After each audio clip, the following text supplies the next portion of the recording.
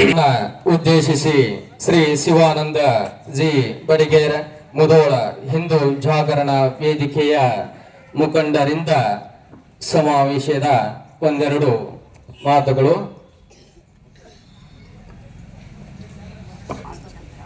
ಸಂಘ ಶತಾಬ್ದಿ 100ನೇ ವರ್ಷಾಚರಣೆಯ ಹಿಂದೂ ಸಮಾವೇಶದ ಸಾನ್ನಿಧ್ಯ ವಹಿಸಿರುವಂಥ ಯತಿಶ್ರೇಷ್ಠರ ಪಾದ ಪದ್ಮಗಳಲ್ಲಿ ಭಕ್ತಿಯಿಂದ ನಮಸ್ಕರಿಸುತ್ತಾ, ಗೋಟೆ ಮಂಡಲದ ಮತ್ತು 2-3 ಗ್ರಾಮದಿಂದ ಬಂದಿರುವಂಥ ಸಜ್ಜನ ಬಂಧುಗಳೇ, ಶ್ರದ್ಧೆಯ ತಾಯಂದಿರೇ, ಹಿರಿಯರೇ, ಯುವ ಮಿತ್ರರೇ, ರಾಷ್ಟ್ರೀಯ ಸ್ವಯಂ ಸೇವಕ ಸಂಘ 1925 ವಿಜಯದಶಮಿ ದಿನ ನಾಗ್ಪುರದಲ್ಲಿ ಪ್ರಾರಂಭ ಆಯಿತು. ಆ ಸಂಘಕ್ಕೆ ಈಗ 100 ವರ್ಷ.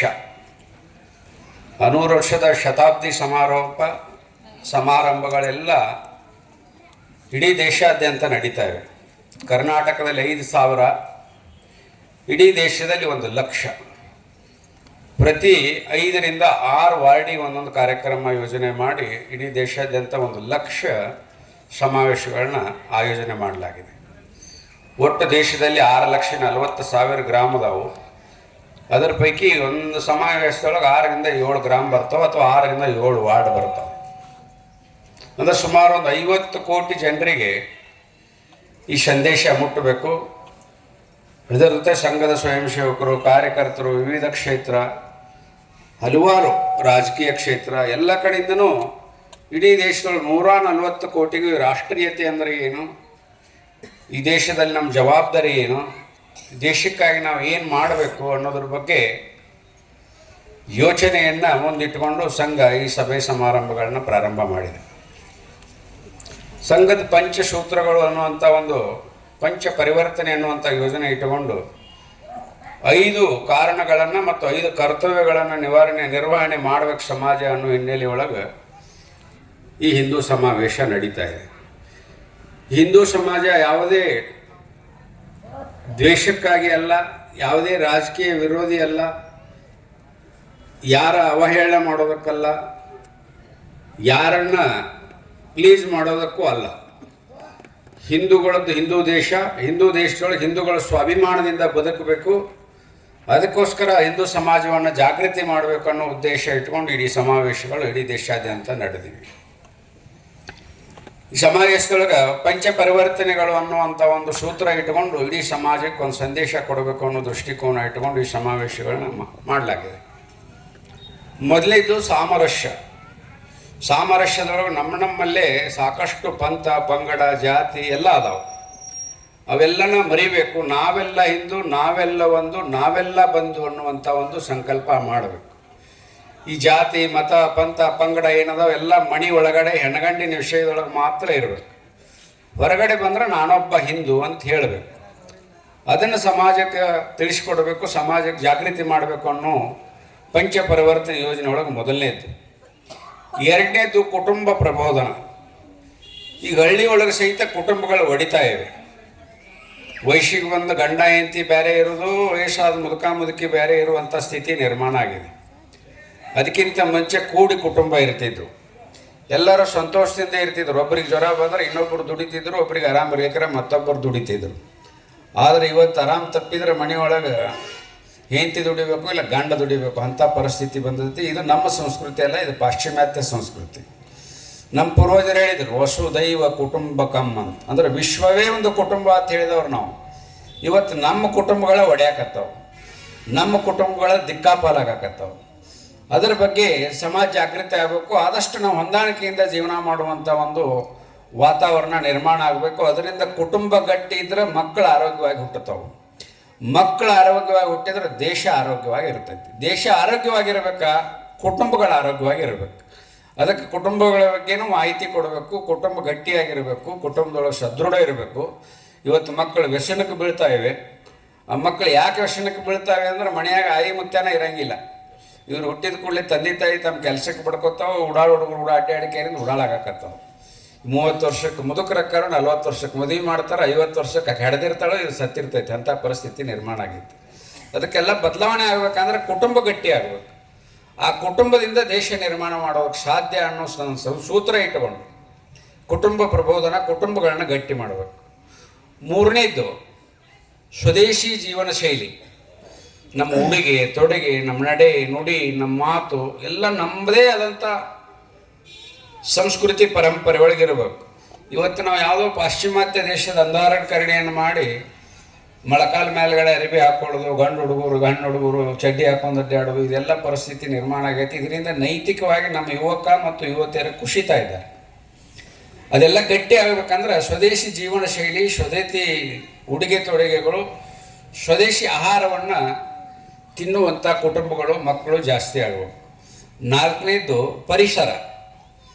ನಮ್ಮ ಮನೆ ಮುಂದೆ ನಾವೇ ಸ್ವಚ್ಛ ಮಾಡ್ಕೋಬೇಕು, ನಮ್ಮ ಮನೆ ಮುಂದಿನ ಗಟಾರ ನಾವೇ ಕ್ಲೀನಾಗಿಡಬೇಕು, ಗಿಡಗಳನ್ನು ಹಚ್ಚಬೇಕು, ಪ್ಲಾಸ್ಟಿಕ್ ಒಗಿಬಾರ್ದು, ಪ್ರಕೃತಿ ಹಾಳಾಗಬಾರ್ದು. ಇದ್ರ ಬಗ್ಗೆ ಎಚ್ಚರಿಕೆ ವಹಿಸ್ಬೇಕಾದ್ರೆ ಇದೇ ದೇಶದೊಳಗೆ ನಮ್ಮ ಮುಂದಿನ ಪೀಳಿಗೆಗಳ ಬದುಕೋದಾವು. ಮುಂದಿನ ಪೀಳಿಗೆಗೆ ಈ ದೇಶವನ್ನು ಸುಭದ್ರ ಕನ್ನಡಿ ಥರ ಮಾಡಿಕೊಡ್ಬೇಕು. ಅದಕ್ಕೆ ಸ್ವದೇಶಿ ವಸ್ತುಗಳನ್ನು ಬಳಸಬೇಕು, ಸ್ವದೇಶಿ ಪರಿಸರ ರಕ್ಷಣೆ ಮಾಡಬೇಕು. ಇದ್ರ ಜೊತೆ ಇನ್ನೊಂದು ನಾಗರಿಕ ಹೊಣೆಗಾರಿಕೆ ಅಂತ ಬರ್ತದೆ. ನಾವು ಈ ದೇಶದೊಳಗೆ ಹುಟ್ಟೀವಿ, ಈ ದೇಶದ ಅನ್ನ ತಿಂತೀವಿ, ಗಾಳಿ ಕುಡಿತೀವಿ, ಈ ದೇಶದ ಪ್ರಕೃತಿಗೆ ನಾವು ಟ್ಯಾಕ್ಸ್ ಕಟ್ಟೋದಿಲ್ಲ, ಭೂಮಿಗೆ ಕಟ್ಟಂಗಿಲ್ಲ, ಮಳೆಗೆ ಕಟ್ಟಂಗಿಲ್ಲ, ಸೂರ್ಯನಿಗೆ ಕಟ್ಟಂಗಿಲ್ಲ, ಚಂದ್ರಗೆ ಟ್ಯಾಕ್ಸ್ ಕಟ್ಟಂಗಿಲ್ಲ. ಆದರೂ ಸಹಿತ ನಾವು ದೇಶಕ್ಕೆ ಏನು ಮಾಡಿದ್ದೀವಪ್ಪ? ಏನು ಮಾಡಿಲ್ಲ. ಹುಟ್ಟಿದೆ ಯಾಕಂದ್ರೆ ಸಾಯಕ, ಸತ್ಯ ಯಾಕಂದ್ರೆ ಹುಟ್ಟಾಕ. ಇದನ್ನು ಬಿಟ್ಟರೆ ಬೇರೆ ದಾರಿಲ್ಲ. ಅದಕ್ಕೆ ಧರ್ಮ, ಅರ್ಥ, ಕಾಮ, ಮೋಕ್ಷ ಅಂತ 4 ಪುರುಷಾರ್ಥಗಳು ಹೇಳ್ತಾವೆ. ಧರ್ಮದಿಂದ ದುಡ್ಡು ಗಳಿಸ್ಬೇಕು, ಧರ್ಮದಿಂದ ಖರ್ಚು ಮಾಡಬೇಕು. ಇವೆರಡೂ ಧರ್ಮದಿಂದ ಮಾಡಿದೆವು ಅಂದ್ರೆ ಮೂರನೇದು ಕಾಮನೆಗಳನ್ನು ಧರ್ಮದಿಂದನೇ ಪೂರೈಸ್ಕೋಬೇಕು. ಅವಾಗ ಮೋಕ್ಷ ಸಿಗ್ತೈತೆ ಅಂತೇಳಿ ಹಿಂದೂ ಧರ್ಮ ಹೇಳ್ತೈತೆ. ಹಿಂದೂ ಧರ್ಮ ಅನ್ನೋದು ಇವತ್ತು ನಿನ್ನೆದಲ್ಲ. ಹಿಂದೂ ಧರ್ಮ ಅನ್ನೋದು 50,000 ವರ್ಷಗಳ ಇತಿಹಾಸ ಇರುವಂಥ ಪವಿತ್ರ ಧರ್ಮ. ಜಗತ್ತಿನೊಳಗೆ ಧರ್ಮ ಅನ್ನೋದು ಯಾವುದರ ಇದ್ರದ್ದು ಹಿಂದೂ ಧರ್ಮ ಮಾತ್ರ. ಇಸ್ಲಾಂ ಧರ್ಮ ಆಗೋದಕ್ಕೆ ಸಾಧ್ಯ ಇಲ್ಲ. ಅದು ಮತ. ಮೊಹಮ್ಮದ್ ಪೈಗಂಬರ್ ಅವರು ನಿರ್ಮಾಣ ಮಾಡಿದಂಥ, ಸಂಸ್ಥಾಪನೆ ಮಾಡಿದಂಥ ಮತ. ಅದಕ್ಕೊಂದು ಗ್ರಂಥ ಇಟ್ಟಾರೆ, ಕುರಾನ್ ಅಂತ. ಕ್ರೈಸ್ತನು ಒಂದು ಮತ, ಅದು ಧರ್ಮ ಅಲ್ಲ. ಯಾಕಂದ್ರೆ ದೇವರು ಮಾಡಿದ್ದು, ಪ್ರಕೃತಿ ಮಾಡಿದ್ದು, ಸೃಷ್ಟಿ ಮಾಡಿದ್ದು, ಯಾವಾಗ ಸೃಷ್ಟಿ ಹುಟ್ಟೈತೋ ಅವಾಗ ಹುಟ್ಟಿದ್ದು ಮಾತ್ರ ಧರ್ಮ. ವ್ಯಕ್ತಿ ಮಾಡಿದ್ದು ಮತ. ಈಗ ಈ ಚುನಾವಣೆಯೊಳಗೆ ನಿಮ್ಮ ಮತ ನನಗೆ ಕೊಡಿ ಅಂತ ಬರ್ತಾರೆ. ಅದರ ಅರ್ಥ ಏನಂದ್ರೆ ನಿಮ್ಮ ಮತ ಅಂದ್ರೆ ನಿಮ್ಮ ಅಭಿಪ್ರಾಯ, ನಿಮ್ಮ ಹೋಟ್. ಅದಕ್ಕೆ ಮತ ಅನ್ನೋ ಜಗತ್ತಿನೊಳಗೆ ಎಲ್ಲ ಇರುವ ಮತಗಳು. ಧರ್ಮ ಅನ್ನೋದು ಯಾವುದಿದ್ರೆ ಅದರ ಸನಾತನ ಧರ್ಮ, ಹಿಂದೂ ಧರ್ಮ ಜಗತ್ತಿನೊಳಗೆ. ಇವತ್ತು ನಾವು ಮೊನ್ನೆ ಹುಟ್ಟಿದಂಥ ಇಸ್ಲಾಂ ಜೊತೆ ಹಿಂದೂ ಧರ್ಮವನ್ನು ಸಮೀಕರಣ ಮಾಡ್ತೀವಿ. ಇಸ್ಲಾಂ ನಮ್ಮ ಹಿನ್ನೆಲೆ ಇರುವಂಥ ನಮ್ಮ ದೇಶದೊಳಗೆ ಹುಟ್ಟಿದಂಥ ಮತ ಅಲ್ಲ. ಕ್ರೈಸ್ತ ಮತ ವಲಸೆ ಬಂದ ಮತ, ಅದು ನಮ್ಮ ದೇಶದೊಳಗೆ ಹುಟ್ಟಿದ್ದಲ್ಲ. ವಲಸೆ ಜಗತ್ತಿನೊಳಗೆ ಎಲ್ಲರೂ ಬಂದಾರೆ, ಎಲ್ಲರಿಗೆ ಅನ್ನ ಹಾಕಿವಿ ನಾವು. 2,000 ವರ್ಷ ಯಹೂದಿಗಳಿಗೆ, ಇಸ್ರೇಲ್ದವ್ರಿಗೆ 2,500 ವರ್ಷ ಅನ್ನ ಹಾಕಿವಿ. ಟಿಬೇಟ್ನವ್ರು ಬಂದು ಕುಂತಾರೆ ಇಲ್ಲೆಲ್ಲ ಮುಂಡಗೋಡದೊಳಗೆ, ಅವರಿಗೆಲ್ಲ ಮನೆ ಕಟ್ಟಿಸಿ ಅವ್ರಿಗೆ ಅನ್ನ ಹಾಕಕತ್ತೀವಿ. ಎಲ್ಲರೂ ನಮ್ಮ ಜೊತೆ ಹೊಂದಾಣಿಕೆಯಿಂದ ಅದಾರ. ಮುಸಲ್ಮಾನರು ಹೊಂದಾಣಿಕೆ ಆಗಲೇಬೇಕು. ಯಾಕಂದ್ರೆ ಜಗತ್ತಿನೊಳಗೆ ಇಲ್ಲಿ ಬಿಟ್ಟರೆ ಎಲ್ಲೂ ಅವ್ರಿಗೂ ಜಾಗ ಇಲ್ಲ, ಇಲ್ಲಿ ಬಿಟ್ಟರೆ ನಮಗೂ ಎಲ್ಲೂ ಜಾಗ ಇಲ್ಲ. ಭಾರತ್ ಮಾತಾಕಿ ಜೈ ಹೇಳಲೇಬೇಕು. ಯಾಕಂದ್ರೆ ಭಾರತ ಅನ್ನೋದು ದೇಶ, ಭೂಮಿ, ತಾಯಿ. ತಾಯಿಗೆ ಜೈ ಅನ್ನೋದು ಮಗನ ಕರ್ತವ್ಯ. ಅಕಸ್ಮಾತ್ ತಾಯಿಗೆ ಜೈ ಅನ್ನಂಗಿಲ್ಲ ಅಂದ್ರೆ ಹುಟ್ಟುವಾಗ ಎಲ್ಲೋ ಗಡಿಬಿಡಿ ಆಗೈತೆ ಅಂತ ಅರ್ಥ. ಅಂತ ಗಡಿಬಿಡಿ ಸಂತತಿಗಳು ಇವತ್ತು ಭಾರತ ಮಾತಾಕಿ ಜೈ ಹೇಳ್ತಾ ಇಲ್ಲ, ಒಂದೇ ಮಾತ್ರ ಹೇಳ್ತಾ ಇಲ್ಲ. ಯಾಕಂದ್ರೆ ಈ ದೇಶದೊಳಗೆ ತಾಯಿಗೆ ಒಂದನೇ ಹೇಳಿದ್ರೆ ಯಾರ್ದೇನು ಕಷ್ಟ? ಇದರೊಳಗೆ ಯಾಕೆ ರಾಜಕೀಯ ಮಾಡಬೇಕು? ನೀಗೆಲ್ಲ ಹೋಗಕ್ಕೆ ಬರುತ್ತೆ, ಊರಿಗೆ ಕೇಳುವಂಗಿದ್ರೆ ನಾವು ಕೇಳ್ತೇವಿಲ್ಲ. ಅದು ನಿಮ್ಮ ಅಭಿಪ್ರಾಯ, ನಿಮ್ಮ ಧರ್ಮ, ನಿಮ್ಮ ಮತ. ನೀವು ಬೇಕಾದಾಗ ಹೋದರೆ ನಮಗೇನು ತೊಂದರೆ ಇಲ್ಲ. ಆದರೆ ದೇಶದ ವಿಷಯ ಬಂದಾಗ ಭಾರತ್ ಮಾತಾಕಿ ಜೈ ಒಂದೇ ಮಾತ್ರ ಹೇಳಲೇಬೇಕು. ಅಕಸ್ಮಾತ್ ಹೇಳೋದಿಲ್ಲ ಅಂದ್ರೆ ಹೆಂಗೆ ಹೇಳಿಸ್ಬೇಕು ಅನ್ನೋದು ಹಿಂದೂ ಸಮಾಜಕ್ಕೆ ಗೊತ್ತೈತಿ. ಕಿಸ್ಕಾ ಲಾಟಿ ಉಸ್ಕಾ ಭೈಂಸ್. ಎಲ್ಲ ಮುಸಲ್ಮಾನರು ಭಯೋತ್ಪಾದಕರಲ್ಲ. ಅದು ಭಯೋತ್ಪಾದಕರನ್ನು ಎಲ್ಲ ಮುಸಲ್ಮಾನರು ಅನ್ನೋದು ಮಾತ್ರ ಸತ್ಯ. ಇವತ್ತು ಭಯೋತ್ಪಾದಕರು ಯಾರು ಸಿಗ್ತಾರತ್ ನೋಡ್ರಿ, ನೀವೆಲ್ಲ ಅವರೇ ಇರ್ತಾರೆ. ಆದ್ರೆ ಇದರ ಅರ್ಥ ಎಲ್ಲ ಮುಸಲ್ಮಾನರು ಕೆಟ್ಟವ್ರತ್ ನಾವು ಹೇಳಂಗಿಲ್ಲ. APJ ಅಬ್ದುಲ್ ಕಲಾಂ ಅದಾರು, ರಸಖಾನ್ ಕವಿ ಅದಾರು, ಕಬೀರ್ ಅದಾರು, ಸಿಕಂದರ್ ಭಕ್ತರ್ ಅದಾರು, ಶಿಶುನಾಳ್ ಶರೀಫ್ರ್ ಅದಾರು, ಇಷ್ಫಾಕುಲ್ಲಾ ಖಾನ್ ಅದಾರು, ಅಮೀರ್ ಅಲಿ ಅದಾರು, ಸಾಕಷ್ಟು ಜನ ಅದಾರು. ಶಹನಾ ವಾದಕ ಬಿಸ್ಮಿಲ್ಲಾ ಖಾನ, ಜಾಕೀರ್ ತಬಲಾ ವಾದಕ ಜಾಕೀರ್ ಹುಸೇನ, ಇಂಥವ್ರು ಸಾಕಷ್ಟು ಜನ ಮುಸಲ್ಮಾನರ ದೇಶಕ್ಕೆ ಕೊಡುಗೆ ಕೊಟ್ಟಾರ. ಅವ್ರಿಗೆ ನಾವು ಏನಾರು ಅಂತೇವನ? ಭಯೋತ್ಪಾದಕರಿಗೆ ಭಯೋತ್ಪಾದಕ ಅಂದ್ರೆ ಯಾಕೆ ಉರಿತೈತಿ? ಈಗ ರಾವಣ ನಮ್ಮವ ಮಹಾಶಿವನ ಭಕ್ತ, ರಾಮನ ಹೆಂಡತಿಯನ್ನು ತಗೊಂಡು ಹೋದ ಸೀತಾಮಾತೆಯನ್ನು. ರಾಮ ಅವನು ಸಂಹಾರ ಮಾಡಿದ. ಆದರೆ ರಾವಣನ ಹೆಸರು ಯಾರು ಇಡ್ತೇವೆ ನಾವು? ಇಡುವುದಿಲ್ಲ. ಯಾಕೆ ಇಡುವುದಿಲ್ಲ ಅಂದ್ರೆ ಅಪಹರಣ ಮಾಡ್ಯ ನಾವು. ಅವ್ನು ನಮ್ಮ ಇದ್ರು ಇಡಂಗಿಲ್ಲ. ದೈವ ಭಕ್ತಿ ಇದ್ರೆ ಅದ್ರ 14 ವರ್ಷಕ್ಕೂ ಸೂಜಿ ಮೇಲೆ ನಿಂತು ತಪಸ್ಸು ಮಾಡಿ ಶಿವನ ಆತ್ಮಲಿಂಗ ತಗೊಂಡಂಥ ಮಹಾ ತಪಸ್ವಿ ರಾವಣ. ಅಷ್ಟು ಮಹಾ ತಪಸ್ವಿ ಅದಾನಂದ್ರೆ ಅವನ ಹೆಸರು ನಾವು ನಮ್ಮ ಮಕ್ಕಳಿಗೆ ಇಡಂಗಿಲ್ಲ. ಯಾಕೆ ಇಡಂಗಿಲ್ಲ? ಅಧರ್ಮದ ಮಾರ್ಗ ಹಿಡಿದಿದ್ದ. ಈಗೇನು ಮಾಡ್ತಾರೋ, ಹಿಂದೂಗಳನ್ನ ಲಕ್ಷಗಟ್ಟಲೆ ಕೊಂದಿರುವಂಥ ಟಿಪ್ಪು ಸುಲ್ತಾನ್ ಅಂತ ಇಡ್ತಾರೋ, ಗೋರಿ ಅಂತ ಇಡ್ತಾರೋ, ಗಜನಿ ಅಂತ ಇಡ್ತಾರೋ. ಇವರೆಲ್ಲ ದೇಶದ ಮೇಲೆ ಲೂಟಿ ಮಾಡಿ ದೇಶ ದಾಳಿ ಮಾಡಿದವರು ಇವರು. ಇವ್ರ ಹೆಸರು ನಮ್ಮ ಮಕ್ಕಳಿಗೆ ಇಡ್ತೇವೆ ಅಂದ್ರೆ ಅವ್ರ ರಕ್ತ ನಮ್ಮಲ್ಲಿ ಹರಿತೈತೆ ಅಂದಂಗೆ ಆತಲ್ಲ.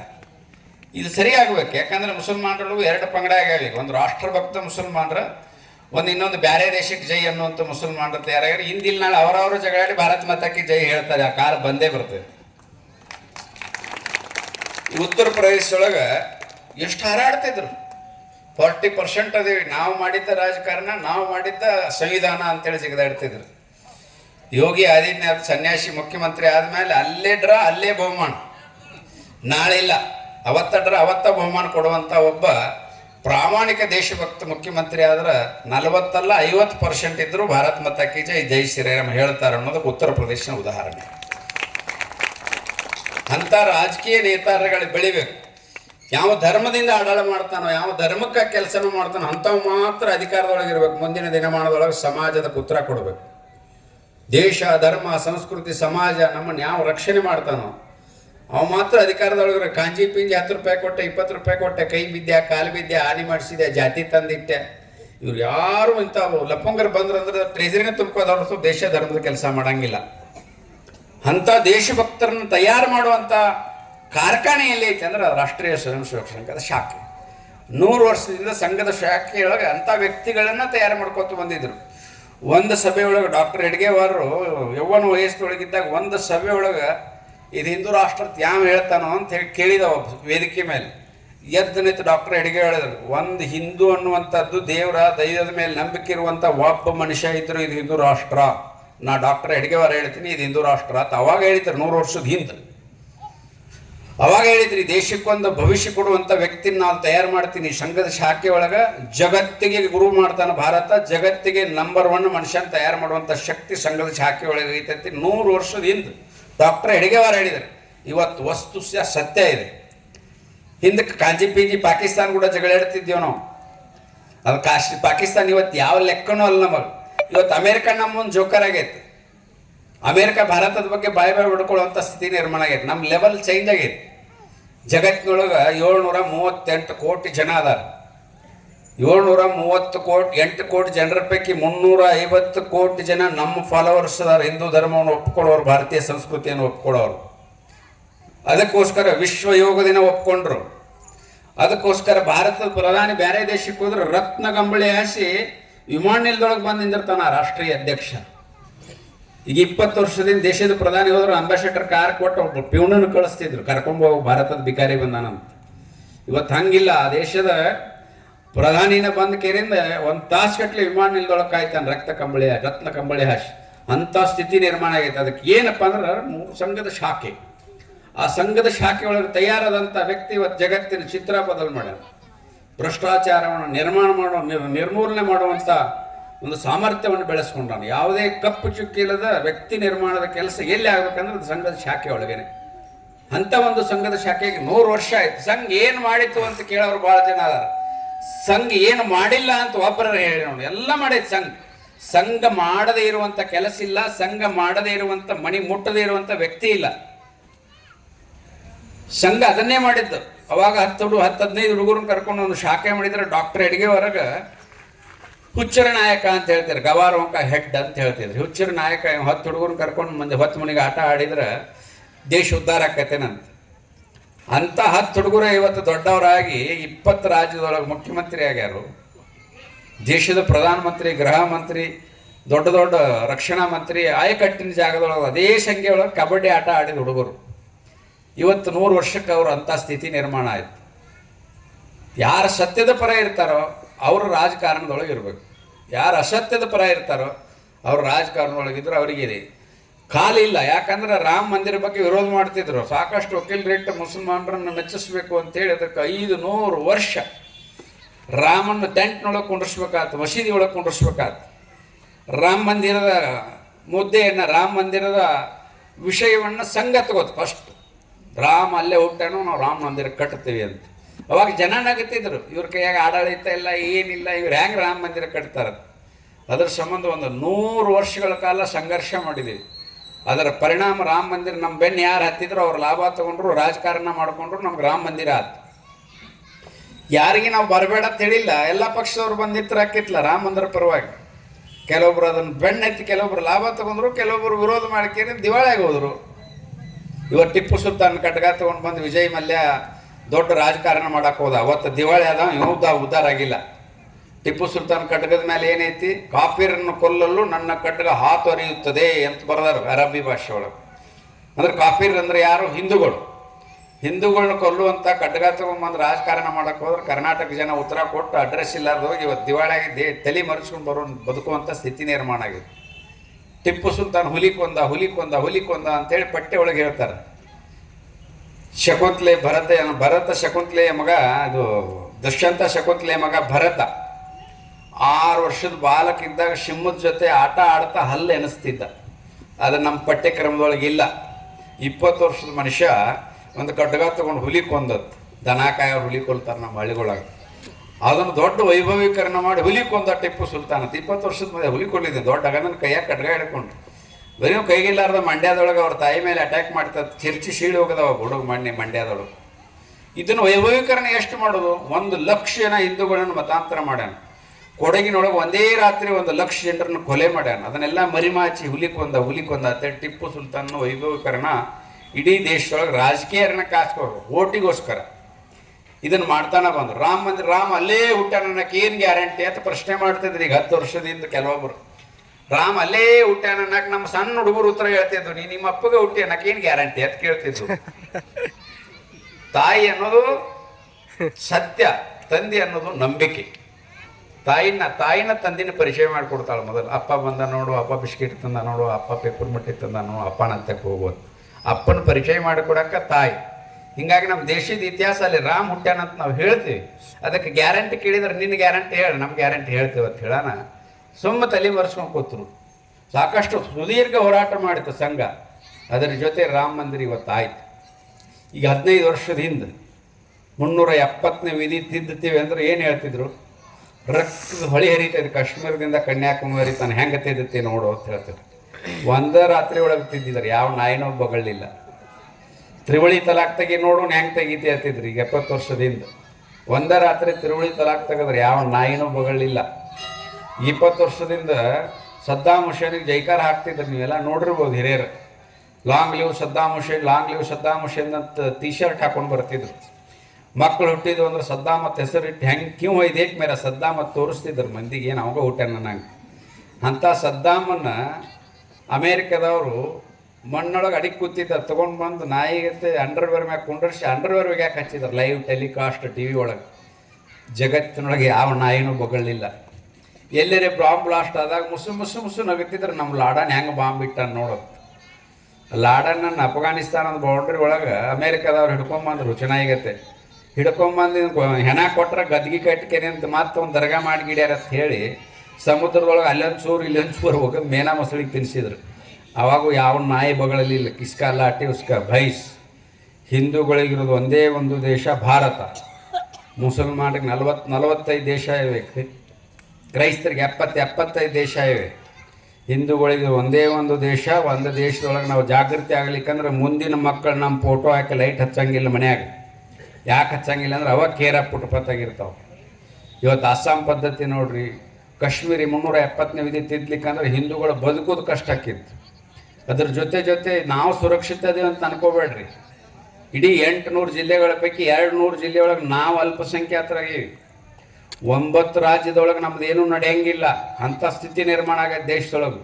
ಇದರಿಂದ ಜನಸಂಖ್ಯಾ ಸ್ಫೋಟದಿಂದ 1947 ಆಗಸ್ಟ್ 14 ಮಧ್ಯರಾತ್ರಿ ಪಾಕಿಸ್ತಾನಕ್ಕೆ ಜನ್ಮ ಕೊಟ್ಟಾಗ 20% ಹಿಂದೂಗಳು ಪಾಕಿಸ್ತಾನದಾಗ ಉಳಿದಿದ್ದರು.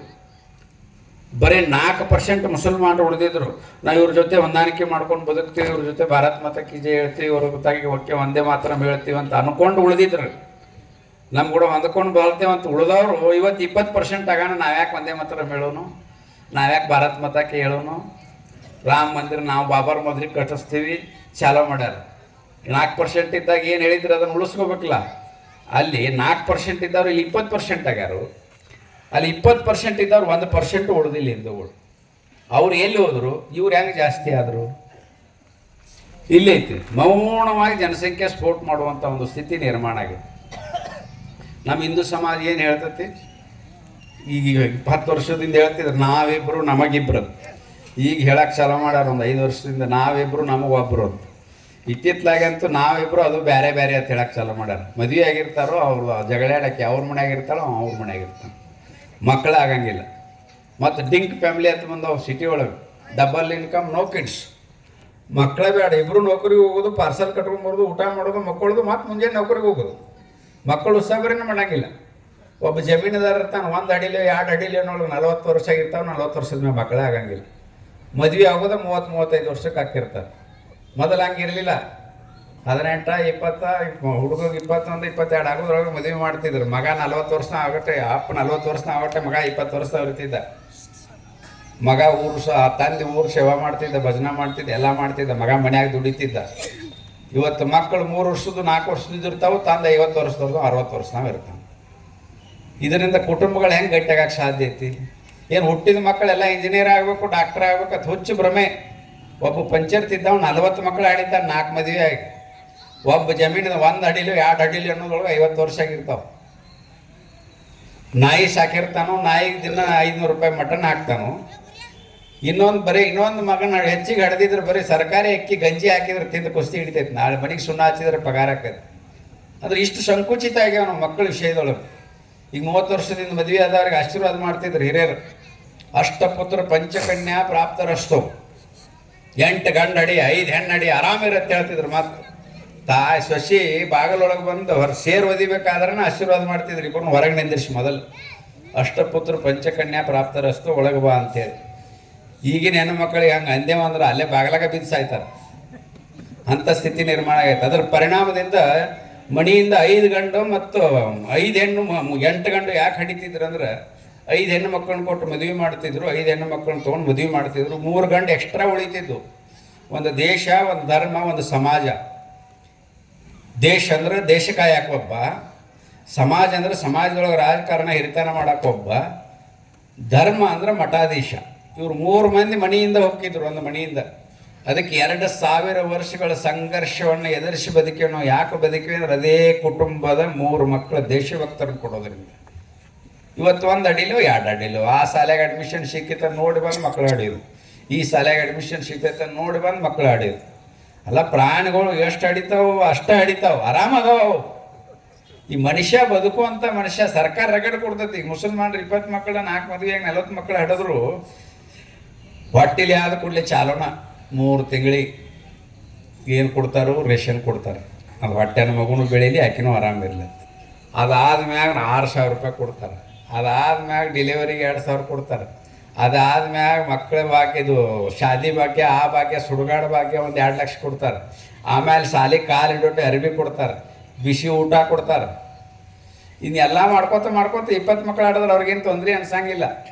ಇವು ಮನ್ಯಾಗ 4 ಎತ್ತ ಕಟ್ಟಿರ್ತಾವೆ, 4 ಎಮ್ಮಿ ಕಟ್ಟಿರ್ತಾವೆ, 4 ಬೆಕ್ಕ ಸಾಕಿರ್ತಾವೆ, 8 ನಾಯಿ ಸಾಕಿರ್ತಾವೆ, ಇನ್ನೊಂದು ಹಡ್ಯಾಕೆ ಒದ್ದಾಡ್ತಿರ್ತಾವೆ.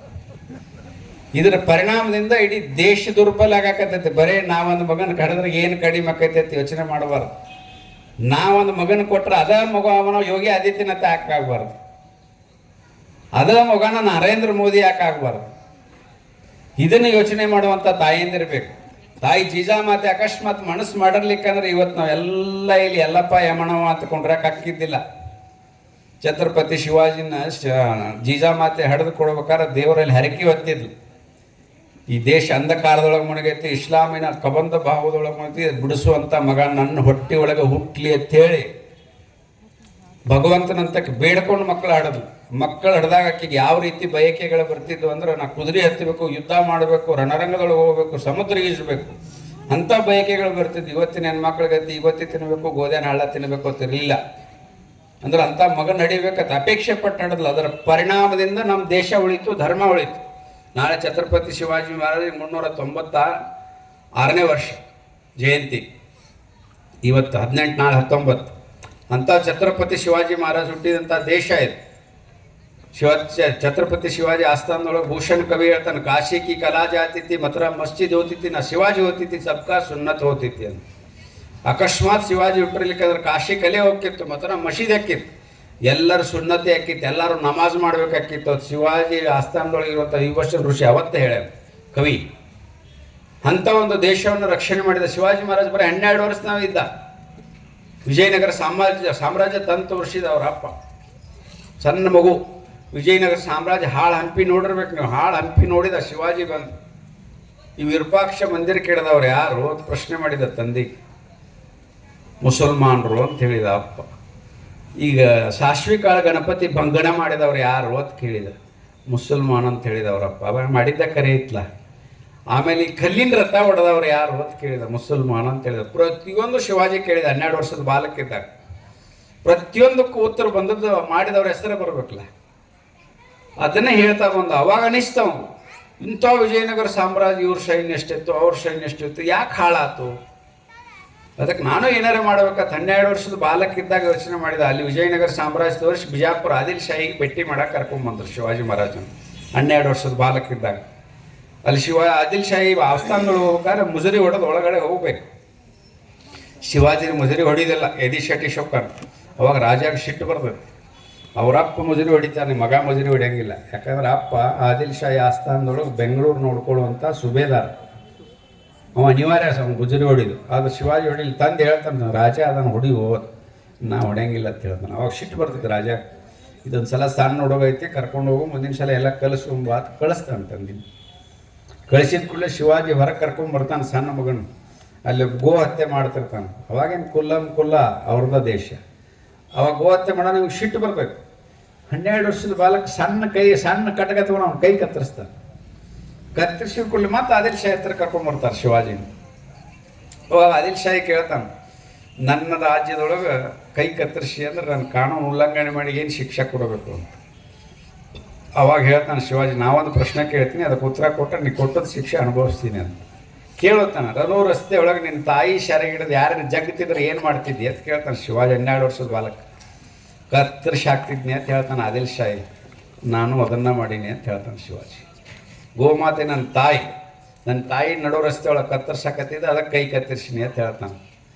ಆದಿಲ್ ಶಾಹಿ 12 ವರ್ಷದ ಹುಡುಗಿ ಇಷ್ಟು ಬೆರಿಕೆದಾನಂದ್ರೆ ಅಂತ 100 ಚೋಳ ಕಡ್ದಟ್ಟು ನೋವು ಆಕೈತೆ ಅವ್ನು. ನನ್ನ ಮುಂದೆ ನಿಂದಿಸ್ಬೇಡ, ಕರ್ಕೊಂಡು ಹೋಗು ಇವನು ಅಂತ ಹೇಳ್ತಾನೆ. ಅವಾಗ ತಂದೆ ಶಹಾಜಿ ಹೇಳ್ತಾನೋ, ಇದು ಸಿಂಹದ ಮರಿ ಸಹ್ಯಾದ್ರಿ ಬೆಟ್ಟದೊಳಗನೆ ಬೆಳಿಬೇಕಂತೇಳಿ ಜೀಜಾಮತಿ ದಾದಾ ಕೊಂಡದೇವ್ರನ್ನ ಕಳಿಸಿ ಅಲ್ಲಿ ಬೆಳೆಸಾಕಿಸ್ತಾನೆ. ಅಲ್ಲಿ ಹೋಗಿ ಜನರಿಗೆ ಕೇಳ್ತಾನೆ, ನಾವು ಈ ಮೊಘಲರನ್ನ ದಬ್ಬಾಳಿಕೆ ತಡಿಬೇಕು, ಸೈನ್ಯ ಮಾಡೋಣ, ಅದು ಮಾಡೋಣ. ಸಣ್ಣ ಹುಡುಗ ನಗ್ತಾರೆ ಜನ. ಅವಾಗ ಕಾಡಿನೊಳಗಿರುವಂಥ ಮಾವಳ್ಳಿ ಜನರನ್ನ ಹುಡುಗರನ್ನ ಕರ್ಕೋತಾನೆ, ಒಂದು 8-10 ಹುಡುಗರನ್ನ. ಅದ್ರ ಜೊತೆ ಮರಕೋತಿ ಆಟ ಆಡೋದು, ಕಬಡ್ಡಿ ಆಡೋದು, ಈಜೋದು, ಕುಸ್ತಿ ಆಡೋದು ಮಾಡ್ಕೋತ ತರುಣಾವಸ್ಥೆಗೆ ಬರ್ತಾನೆ. 16 ವರ್ಷಕ್ಕೆ ತೋರಣಗೋಡಿ ಮೊದಲನೇ ಕೋಟೆಗೆ ಎದಿತಾನೆ. ಅದ ಉಡಾಳೆ 8-10 ಮಾವಳ್ಳಿ ಹುಡುಗರನ್ನ ಕರ್ಕೊಂಡು. ಅವತ್ತು ಪ್ರಾರಂಭ ಆದಂಥ ಒಂದು ಯುದ್ಧ 44 ವರ್ಷದ ಆಗೋತನ ಹೋರಾಟ ಮಾಡ್ತಾನೆ. 44ನೇ ವರ್ಷಕ್ಕೆ ಅವ್ನು ಪಟ್ಟಾಭಿಷೇಕ ಆಕೈತಿ. ಹಿಂದ್ವಿ ಸ್ವರಾಜ್ಯ ಸ್ಥಾಪನೆ ಮಾಡ್ತಾನೆ. ಮರಾಠ ಸ್ವರಾಜ್ಯ ಅಲ್ಲ. ಇವತ್ತು ತಪ್ಪ ಕಲ್ಪನೆ, ಶಿವಾಜಿ ಮಹಾರಾಷ್ಟ್ರದೊಳಗೆ ಹುಟ್ಟ್ಯಾನು, ಮರಾಠರ ಸಲುವಾಗಿ ಉದ್ದಾಡಾನು, ಸುಳ್ಳು. ಹಿಂದ್ವಿ ಸ್ವರಾಜ್ಯವನ್ನು ಸ್ಥಾಪನೆ ಮಾಡ್ತಾನೆ. ಅವನು ಕುದುರೆ ಅಫ್ಘಾನಿಸ್ತಾನದಿಂದ ಕಾಶ್ಮೀರದೊಳಗೆ ಕನ್ಯಾಕುಮಾರಿ ಒಳಗೂ ಓಡಾಡ್ತಾವೆ ಶಿವಾಜಿ ಕುದುರೆ. ಅಂಥ ಛತ್ರಪತಿ ಶಿವಾಜಿನ ಹೊಟ್ಟೆ ಒಳಗೆ ಏನೈತಿ, ಒಂದು ದೊಡ್ಡ ಫೋಟೋ ಹಾಕ್ತಾರೋ 4ನೇತೆ 5ನೇತೆ ಬುಕ್ನಾಗ. ಕೆಳಗೆ ಒಂದು 4 ಸಾಲು ಬರೀತಾರೆ. ಶಿವಾಜಿ, ತಂದೆ ಶಹಾಜಿ, ತಾಯಿ ಜೀಜಾಮಾತೆ, ಮರಾಠ ರಾಜ. ಮುಗಿತಾವನ ಇತಿಹಾಸ. ಅಕ್ಬರ್ನ ಇತಿಹಾಸ ಹಾಕ್ತಾರೆ. Akbar the great, Babur the great, ಮತ್ತು ಔರಂಗಜೇಬ್ ಮಹಾಮಾನವತವಾದಿ. ಮಹಾಮಾನವತವಾದಿ ಹೆಂಗೆ ಹಾಕ್ತಾನ, ಶಿವಾಜಿ ಮಹಾರಾಜರ ಮಗ ಸಂಭಾಜಿ ಮಹಾರಾಜರನ್ನ ಜೀವಂತ ಚರ್ಮ ಸುಲಿತಾನೆ, ಉಪ್ಪು ಗೊಜ್ಜುತ್ತಾನೆ, ಖಾರ ಗೊಜ್ಜುತ್ತಾನೆ, ನಾಲಿಗೆ ಕತ್ತರಿಸ್ತಾನೆ, ಬಟ್ಟುಗಳನ್ನ ಕತ್ತರಿಸ್ತಾನೆ. ಕೊನೆ 21 ದಿವಸಕ್ಕೆ ರುಂಡ ಕತ್ತರಿಸ್ತಾನೆ. 40 ದಿವಸ ವಿಷ ಕೊಡ್ತಾನೆ. ಅಂಥವು ಮಹಾಮಾನವತವಾದಿ ಹೆಂಗಾಕನು. ಅವನದೊಂದು ದೊಡ್ಡ ಗದ್ದಿಗೆ ಕಟ್ಟಿಕೆರಿಂದ ವೈಭವೀಕರಣ ಮಾಡ್ತಾರೆ. ಶಿವಾಜಿ ಮಹಾರಾಜರ ಮಗನ ಕೊಂದವನು. ಇದು ಕಲುಷಿತವಾದ ಇತಿಹಾಸವನ್ನು ನಮ್ಮ ಮಕ್ಕಳಿಗೆ ಕೊಟ್ಟಾರೆ. ಅದಕ್ಕೆ ನಮ್ಮ ಮಕ್ಕಳಿಗೆ ದೇಶಾಭಿಮಾನ ಅನ್ನೋದು ಬಂದಿಲ್ಲ. ಶಿವಾಜಿ ಬಗ್ಗೆ ಮಕ್ಕಳಿಗೆ ಗೊತ್ತೇ ಇಲ್ಲ. ಇನ್ನೊಬ್ಬ ಗುರು ಗೋವಿಂದ್ ಸಿಂಗ್ ಇದ್ದ ಪಂಜಾಬ್ದೊಳಗೆ. ಗುರು ತೇಗ್ ಬಹದ್ದೂರ್ ಸಿಂಗ್ ಹತ್ರ ಕಾಶ್ಮೀರಿ ಪಂಡಿತರೆಲ್ಲ ಬಂದಿದ್ರು. ಔರಂಗಜೇಬ್ ನಮ್ಗೆ ಮುಸಲ್ಮಾನ ಆಗಂತ ಆಫರ್ ಇಟ್ಟನು, ಇಲ್ಲ ನಮ್ಮನ್ನೆಲ್ಲ ಕೊಲೆ ಮಾಡ್ತೀನಿ ಅಂತ ಹೇಳ್ಯಾನಂತ. ಅವಾಗ ತೇಗ್ ಬಹದ್ದೂರ್ ಹೇಳಿ ಕಳಿಸಿದ್ರು, ನನ್ನ ಮೊದಲು ಮಾಡತ್ ಹೇಳೋಂಗೆ, ಆಮೇಲೆ ನಾವು ಹಾಕಿವತ್ತು ಹೇಳತ್ ಹೇಳಿ ಕಳಿಸಿದ. ತೇಗ್ ಬಹದ್ದೂರ್ ಹಿಡ್ಕೊಂಡು ಬಂದರು ದೆಹಲಿ ಚಾಂದಿನಿ ಚೌಕಿನ. ದಿಲ್ಲಿಗೆ ಹೋದಾಗ ನೋಡ್ರಿ, ಚಾಂದಿ ಚೌಕ್ನೊಳಗೆ ಒಂದು ಶೀಶ್-ಗಂಜ್ ಅಂತ ದೊಡ್ಡ ಗುರುದ್ವಾರ ಐತಿ. ಅಲ್ಲಿ ತೊಗೊಂಡು ಬಂದು ಅವನು ಜೀವಂತ ಚರ್ಮ ಸುಡು ಎಣ್ಣೆ ಒಳಗೆ ಕುದಿಸಿ ಜೀವಂತ ಚರ್ಮ ಸುಲಿತಾನೆ. ಸುರಿದ ಕೇಂದ್ರ ಅವ್ನು ಕ್ಷರಕ್ಷೇದನ ಮಾಡ್ತಾನೆ. ಅವನು ಅಂತಿಮ ಸಂಸ್ಕಾರ ಮಾಡೋರು ದಿಕ್ಕಿರಂಗಿಲ್ಲ. ಹಂಗೆ ಯಾರು ಅದನ್ನು ಅಂತಿಮ ಸಂಸ್ಕಾರ ಮಾಡ್ತೀರಿ ಅವ್ರದ್ದು ಇದ ಗತಿ ಆಕೈತೆ ಅಂತ ಬೋರ್ಡ್ ಬರೆದಿರ್ತಾನೆ ಔರಂಗಜೇಬ್. ಅಂಥದ್ರೊಳಗೆ ಒಬ್ಬ ಧೋಬಿ ಇಸ್ತ್ರಿ ಮಾಡೋ ಅರಿಬಿ ಗಾಡಿ ಒಳಗೆ ಹೆಣ ಹಾಕ್ಕೊಂಡೋಗಿ ಅದನ್ನು ದಫನ ಮಾಡ್ತಾನೆ, ಬೆಂಕಿ ಹಚ್ತಾನೆ. ಅಂಥ ಗುರು ಗೋವಿಂದ್ ಸಿಂಗ್ ತೇಜ್ ಬಹದ್ದೂರ್ ಇತಿಹಾಸ ನಮ್ಮ ಮಕ್ಕಳಿಗೆ ಗೊತ್ತಿಲ್ಲ. ಇನ್ನು ಗುರು ಗೋವಿಂದ್ ಸಿಂಗ್ ತೇಗ್ ಬಹದ್ದೂರ್ನ ಮಗ ಗುರು ಗೋವಿಂದ್ ಸಿಂಗ್, ಅವನ ಮಕ್ಕಳ ಜೋರಾವರ್ ಸಿಂಗ್, ಫತೇಹ್ ಸಿಂಗ್ ಅನ್ನುವಂಥವ್ನು ಜೀವಂತ ಕಲ್ಲಿನ ಗಾಡಿ ಒಳಗೆ ಕಟ್ತಾನೆ. ನೀವು ಮುಸಲ್ಮಾನ್ ಹಾಕಿರೋ ಸಾಯ್ತಿರೋ, ನಾವು ಮುಸಲ್ಮಾನ್ ಆಗಂಗಿಲ್ಲ ಅಂತ ಯಾಕೆ ಆಗಂಗಿಲ್ಲ? ನಮ್ಮ ಮುತ್ತೆ ಧರ್ಮಕ್ಕಾಗಿ ಜೀವ ಬಿಟ್ಟಾನ, ನಾವ್ಯಾಕೆ ಮೊಮ್ಮಕ್ಕಳು, ನಾವ್ಯಾಕೆ ಧರ್ಮ ಬಿಡೋಣ ಅಂತಾರೆ. ಜೀವಂತ ಕಟ್ತಾರೆ ಇಬ್ಬರು. ಒಬ್ಬರು ದೊಡ್ಡವನ ಕುತ್ತಿಗೆಗೆ ಬರ್ತೈತಿ, ಸಣ್ಣವ ಬಾಯಿಗೆ ಬರ್ತೈತಿ. ಅವಾಗ ದೊಡ್ಡವ ಅಳ್ತಾನ, ಅಳ್ಳನ ತಮಗೆ ಸಿಟ್ಟು ಬರ್ತೈತಿ. ಏನೋ ನೀ ಅಕ್ಕಿದ್ರೆ ಆಗ್ಬೇಕಾದ್ರೆ ನಿನಗೆ ಆಸ್ತಿ ಕೊಡ್ತಾರೆ, ಹೆಣ್ಣು ಕೊಡ್ತಾರೆ, ಎಲ್ಲ ಕೊಡ್ತಾರೆ, ಧರ್ಮ ಬಿಟ್ಟು ಹೋಗೋದು ಹೋಗೋದು. ಅವಾಗ ಅಣ್ಣ ಹೇಳ್ತಾನೆ, ನಾ ಅದಕ್ಕೆ ಅಳ್ಳಾಕತ್ತಿಲ್ಲಪ್ಪ, ನನ್ನ ಮುಂದೆ ಹುಟ್ಟು ನೀ ನನ್ನ ಮುಂದೆ ಕಣ್ಣು ಮುಚ್ಚಾಕತ್ತಿಲ್ಲ. ಗ್ವಾಡಿ ನೀ ನನ್ನ ಸತ್ತ ಮ್ಯಾಗ ಗ್ವಾಡಿ ಬರ್ತೈತೆ ನನಗೆ, ಅದಕ್ಕೆ ನನ್ನ ಮುಂದೆ ಸಾಯ್ತಿಲ್ಲ, ಅದಕ್ಕೆ ಅಳ್ತೀನಿ ಅಂತ ಹೇಳ್ತಾನೆ. ಇಬ್ಬರು ಜೀವಂತ ಗಾಡಿ ಒಳಗೆ ಕಟ್ತಾರೆ. ಅದು ಇವತ್ತಿನ ಮಕ್ಕಳಿಗೆ ಗೊತ್ತಿಲ್ಲ. ಪೃಥ್ವಿರಾಜ್ ಚವಾನನ 16 ಬಾರಿ ದಂಡೆತ್ತಿ ಬರ್ತಾನೆ ಗೋರಿ. 16 ಬಾರಿ ದಂಡೆತ್ತಿ ಬಂದದ್ದು ಹೇಳ್ತಾರೆ ಇತಿಹಾಸದೊಳಗೆ. 16 ಬಾರಿ ಸೋತ್ ಹೋಗ್ಯಾನಂತ ಹೇಳಂಗಿಲ್ಲ. 17ನೇ ಬಾರಿ ಮಾವ ಹಳ್ಯಾಗ ಜಗಳ ಆಕೈತೆ ಹೆಣ್ಣಿನ ಸಂಬಂಧ. ಅವಾಗ ಮಾವ ಗೋರಿ ಕೂಡ ಕೂಡ್ಕೊಂಡು ಪೃಥ್ವಿರಾಜ್ ಚವಾನನ ಸೋಲಿಸ್ತಾರೆ.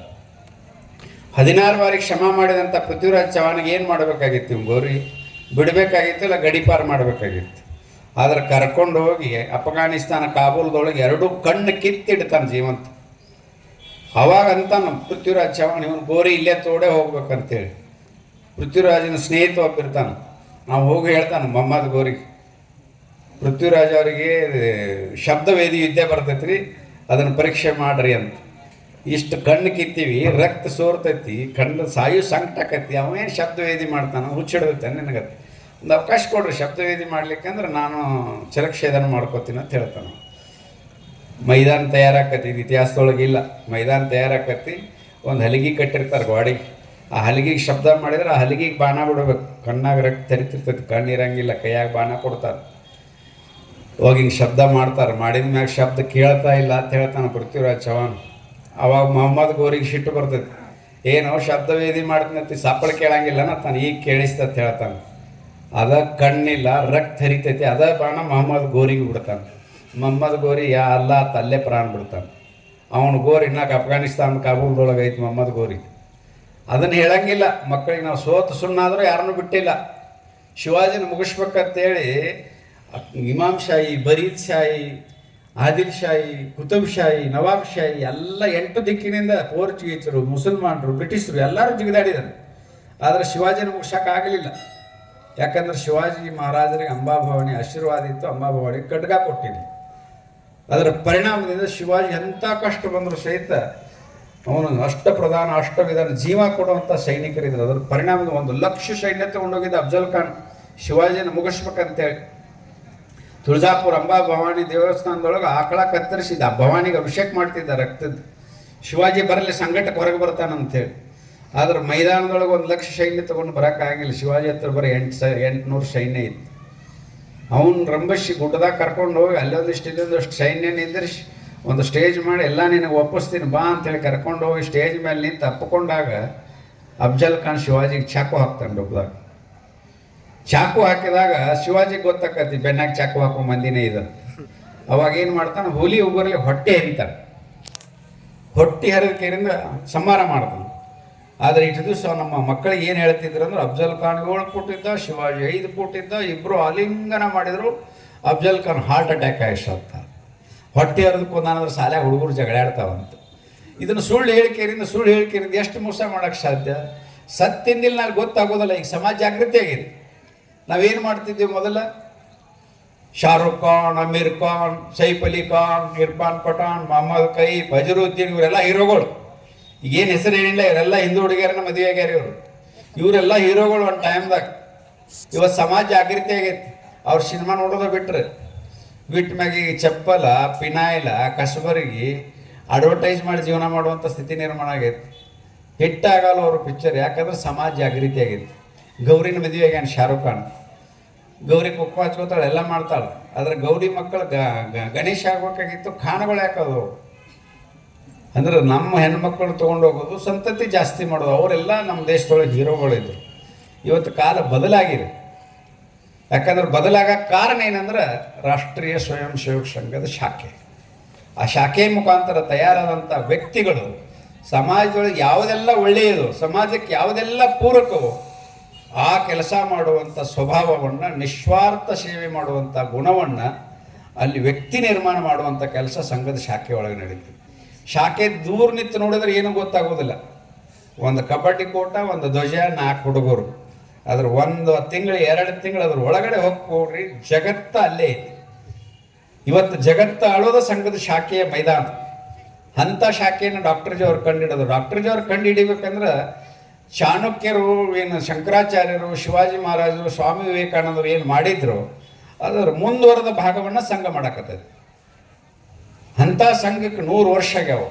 ಅದರ ಪರಿಣಾಮದಿಂದ ಇವತ್ತು ದೇಶದೊಳಗೆ ಸ್ವಾಭಿಮಾನದಿಂದ ಹಿಂದೂ ಸಮಾಜ ಬದುಕಲೇಬೇಕು. ಬದುಕಲಿಕ್ಕಂದ್ರೆ ನಡೆಯೋದಿಲ್ಲ. ಎಲ್ಲಿ ಶಕ್ತಿ ಇರ್ತೈತೋ ಅಲ್ಲಿ ಭಕ್ತಿ, ಶಾಂತಿ, ನೆಮ್ಮದಿ ಇರೋದಕ್ಕೆ ಸಾಧ್ಯ. ಒಂದು ಮನೆಯೊಳಗೆ ಕುಟುಂಬದೊಳಗೆ 20 ಮಂದಿ ಇದ್ರೆ ಆ ಮನೆ ನಾಯಿಗೆ ಯಾರು ಕಲ್ಲು ಹೋಗಂಗಿಲ್ಲ. ಯಾಕೆ ಹೋಗಂಗಿಲ್ಲ ಅಂದ್ರೆ 20 ಮಂದಿ ಇದಾರೆ ಬಂದು ಒದಿತಾರಂದ್ರೆ. ಅದಕ್ಕೆ ಶಕ್ತಿ ಆರಾಧಕರು ನಾವು. ಶಕ್ತಿಯನ್ನು ಆರಾಧನೆ ಮಾಡ್ಬೇಕು. ನಾವು ಪೈಲ್ವಾನ್ರಾಗೋದು ಬೇರೆದವ್ರನ್ನ ಹೊಡೆಯೋಕ್ಕಲ್ಲ, ನಮ್ಮ ಶರೀರ ಸದೃಢವಾಗಿರ್ಬೇಕು. ಅಕಸ್ಮಾತ್ ಬೇರೆದವ್ರು ಬಂದ್ರೆ ಗಟ್ಟಿಯಾಗಿ ನಿಲ್ಲುವಂಥ ಸ್ವಭಾವ ಇರಬೇಕು. ಇದನ್ನು ತಯಾರು ಮಾಡೋಕ್ಕೆ ಎಲ್ಲಿ ಐತಿ? ಎಲ್ಲರೂ ಬೇರೆ ಬೇರೆ ಜಾತಿ ನಮ್ಮದೊಳಗೆ ಇರ್ತೀವಿ. ಅವ್ರು ನಾವೆಲ್ಲರೂ ಕೂಡಕ್ಕೆ ಒಂದು ಜಾಗ ಬೇಕಲ್ಲ, ಅದನ್ನು ಡಾಕ್ಟರ್ ಅಡಿಗೆವರ ಕಂಡುಹಿಡಿದ್ರು. ಕಂಡುಹಿಡಿದಕ್ಕೆ ಸಣ್ಣ ಸಣ್ಣ ಮಕ್ಕಳನ್ನು ಕರ್ಕೊಂಡು, ಮಕ್ಕಳು ಇರ್ತಾನೆ ದೇಶಾಭಿಮಾನ, ದೇಶಭಕ್ತಿಯನ್ನು ಮೂಡಿಸಿ ದೇಶಕ್ಕಾಗಿ ಬದುಕುವಂಥ ವ್ಯಕ್ತಿತ್ವ ನಿರ್ಮಾಣವನ್ನು ಕೆಲಸ ಸಂಘದ ಶಾಖೆ ಒಳಗೆ ಮಾಡಿದರು. ಅಂಥ ಶಾಖೆಗಳು ಇವತ್ತು ದೇಶದ 60,000 ಶಾಖೆಗಳು, 100 ದೇಶದೊಳಗೆ ಸಂಘದ ಚಟುವಟಿಕೆ ಇದೆ. ಇವತ್ತು ಅಮೇರಿಕ ವೈಟ್ ಹೌಸ್ನೊಳಗೆ ಗಣಪತಿ ಕುಂಡ್ರಿಸ್ತೇವೆ ನಾವು, ದುಬೈದೊಳಗೆ ಗಣಪತಿ ಕುಂಡ್ರಿಸ್ತೀವಿ. ಜಗತ್ತಿನ ಎಲ್ಲ ಚರ್ಚ್ಗಳನ್ನ ತಗೊಂಡು ದೇವಸ್ಥಾನಗಳನ್ನ ಮಾಡಕತ್ತಾರೆ ನಮ್ಮವ್ರು, ಇಸ್ಕಾನ್ದವ್ರು. ಅಂದರೆ ಜಗತ್ತಿನ ಎಲ್ಲರೂ ಹಿಂದೂ ಧರ್ಮದತ್ತ ಹೊಲಾಕತ್ತಾರೆ, ಭಾರತ್ ಮಾತಾ ಕಿ ಜೈ ಹೇಳಕತ್ತಾರೆ. ಇವತ್ತು ನೋಡಿರ್ಬೇಕು, ಭಾರತದ ಪ್ರಧಾನಿ ಎಲ್ಲರೂ ಹೋದ್ರೆ ಒಂದೇ ಮಾತ್ರ ಭಾರತ್ ಮಾತಾ ಕಿ ಜೈ ಅಂತ ಘೋಷಣೆ ಹಾಕಾಕತ್ತಾರೆ. ದುಬೈದೊಳಗೆ 30% ಭಾರತೀಯರ ಕೆಲಸಕ್ಕೆ ಹೋಗ್ಯಾರ. ಅಲ್ಲಿ ಒಂದು ಕೋಮುಗಲಿಭೆ ಆಗಿಲ್ಲ. ಇಲ್ಲಿ 20% ಮುಸಲ್ಮಾನರದಾರು ಕೋಮುಗಲಿಭೆ ಹಾಕೋರು. ಗಣಪತಿ ಮೆರವಣಿಗೆಯೊಳಗೆ ಕಲ್ಲು ಬೀಳ್ತಾವೆ. ನಮ್ಮ ಮಸೀದಿ ಒಂದು ಬಾರಿಸಬೇಡ್ರಿ ಅನ್ನುವಂಥ ಗೋಡ್ಡಿದ್ದನ್ನು ತೆಗಿತಾರೆ. ಮಸೀದಿ ಕಟ್ಟಕ್ಕೆ ಜಾಗ ಕೊಟ್ಟವ್ರ ನಾವು, ನಮ್ಮ ಸ್ವಂತ ಭಜನೆ ಮಾಡ್ಕೊತ ಹೋದ್ರೆ ಕಲ್ಲು ಹೋಗಿತಾರೆ. ಇದಂತ ವಿಪರ್ಯಾಸ ಇದು. ಹಳ್ಳಿ ಒಳಗೆ ಈಗ 20 ವರ್ಷದಿಂದ ಹೆಂಗೆ ಬದುಕ್ತಿದ್ರು, ನಮ್ಮ ಗತೆ ಟೊಪ್ಪಿಗೆ ಹಾಕೋತಿದ್ರು, ರುಮಾಲ್ ಸುತ್ಕೋತಿದ್ರು, ಪಟ್ಟಿಗೆ ಬರ್ತಿದ್ರು, ನಮ್ಮ ಕೂಡ ಅಡ್ಡಾಡ್ತಿದ್ರು. ಅವ್ರ ಮನ್ಯಾಗ ಹೋಗಿ ನಾವು ಚಹಾ ಕುಡಿತಿದ್ದೆವು, ನಮ್ಮ ಮನ್ಯಾಗ ಅವ್ರು ಚಹಾ ಕುಡಿತಿದ್ರು. ಈಗ ಬೇರೆ, ಅವ್ರ ಡ್ರೆಸ್ಸ ಬೇರೆ, ಅವ್ರ ದೋಸ್ತಿನ ಬೇರೆ, ಅವ್ರ ಕುಂಡ್ರು ಜಾಗನ ಬೇರೆ, ಅವ್ರ ಮಂದಿನ ಬೇರೆ. 20% ಇದ್ದವ್ರು ನಾವ ಬೇರೆ, ನಮ್ಮ ಸ್ಟೈಲ್ ಬೇರೆ ಅಂದ್ರೆ 80% ಇದ್ದವ್ರ ಕಣ್ಣು ಕೆಂಪು ಹಾಕಾವಿಲ್ಲ. ಕಣ್ಣು ಕೆಂಪ ಅನ್ಕಾವ. ಹಳ್ಳಿ ಒಳಗಣ್ಣು ಪರಿಜ್ಞಾನರೇ ಬೇಕಿಲ್ಲ, ಅದೂ ಇಲ್ಲ. ನಾವು ಪ್ರತ್ಯೇಕ ಕಾಣೋದು. ಎಲ್ಲರೂ ರುಮಾಲ್ ಹಾಕೊಂಡು ರಾಜನಗತ್ತೆ ಬರುವಾಗ ನಾವೊಬ್ಬರು ಬೇರೆ ಹಾಕೊಂಡು ಅವ್ರ ಎದುರಿಗೆ ನಿಂತ್ಬಿಡು. ಇದು ಬಂಡತನ ಅಂತಾರೋ ಏನಂತಾರೆ ಇದಕ್ಕೆ? ಇಲ್ಲಿ ನಮ್ಮಲ್ಲಿ ಸಗಡಿಲ್ಲೇನೋ ಕುಕ್ಮ ಹಚ್ಕೋತೀವಿ, ಇವತ್ತು ಹಚ್ಕೋತೀವಿ, ಭಂಡಾರ ಹಚ್ಕೋತೀವಿ, ಏನು ಹಚ್ಕೊಳ್ಳಂಗೂ ಇಲ್ಲ. ನಾವೆಲ್ಲ ಕೂಡಿದೇವಿಲ್ಲೋ. ನೀವೊಂದು ಟೊಪ್ಪಿಗೆ ಹಾಕೊಂಡು ನಮಾಜ್ ಮಾಡಿದ್ರೆ ನಮಗೇನು ಪರಕ್ ಹೋಗೋದೈತೆ? ನೀವು ನಮ್ಮ ಜೊತೆ ಬೆರಿಬೇಕಲ್ಲ, ಹಾಲಿನೊಳಗೆ ಸಕ್ಕರೆ ಬರ್ತಂಗೆ. ಸಪ್ರೇಟ್ ಯಾಕೆ ಆಗ್ಬೋದಪ್ಪ? ಜೈನರದಾರು, ಸಿಖ್ರದಾರು, ಬೌದ್ಧದಾರು ಎಲ್ಲರೂ ಅದಾರು. ಇಲ್ಲ, ಈಗ ನಾವು ಎಂದರೆ ಜಗಳಾಡ್ತೇವೆ ಒಬ್ರಿಗೊಬ್ರು ಇಲ್ಲ.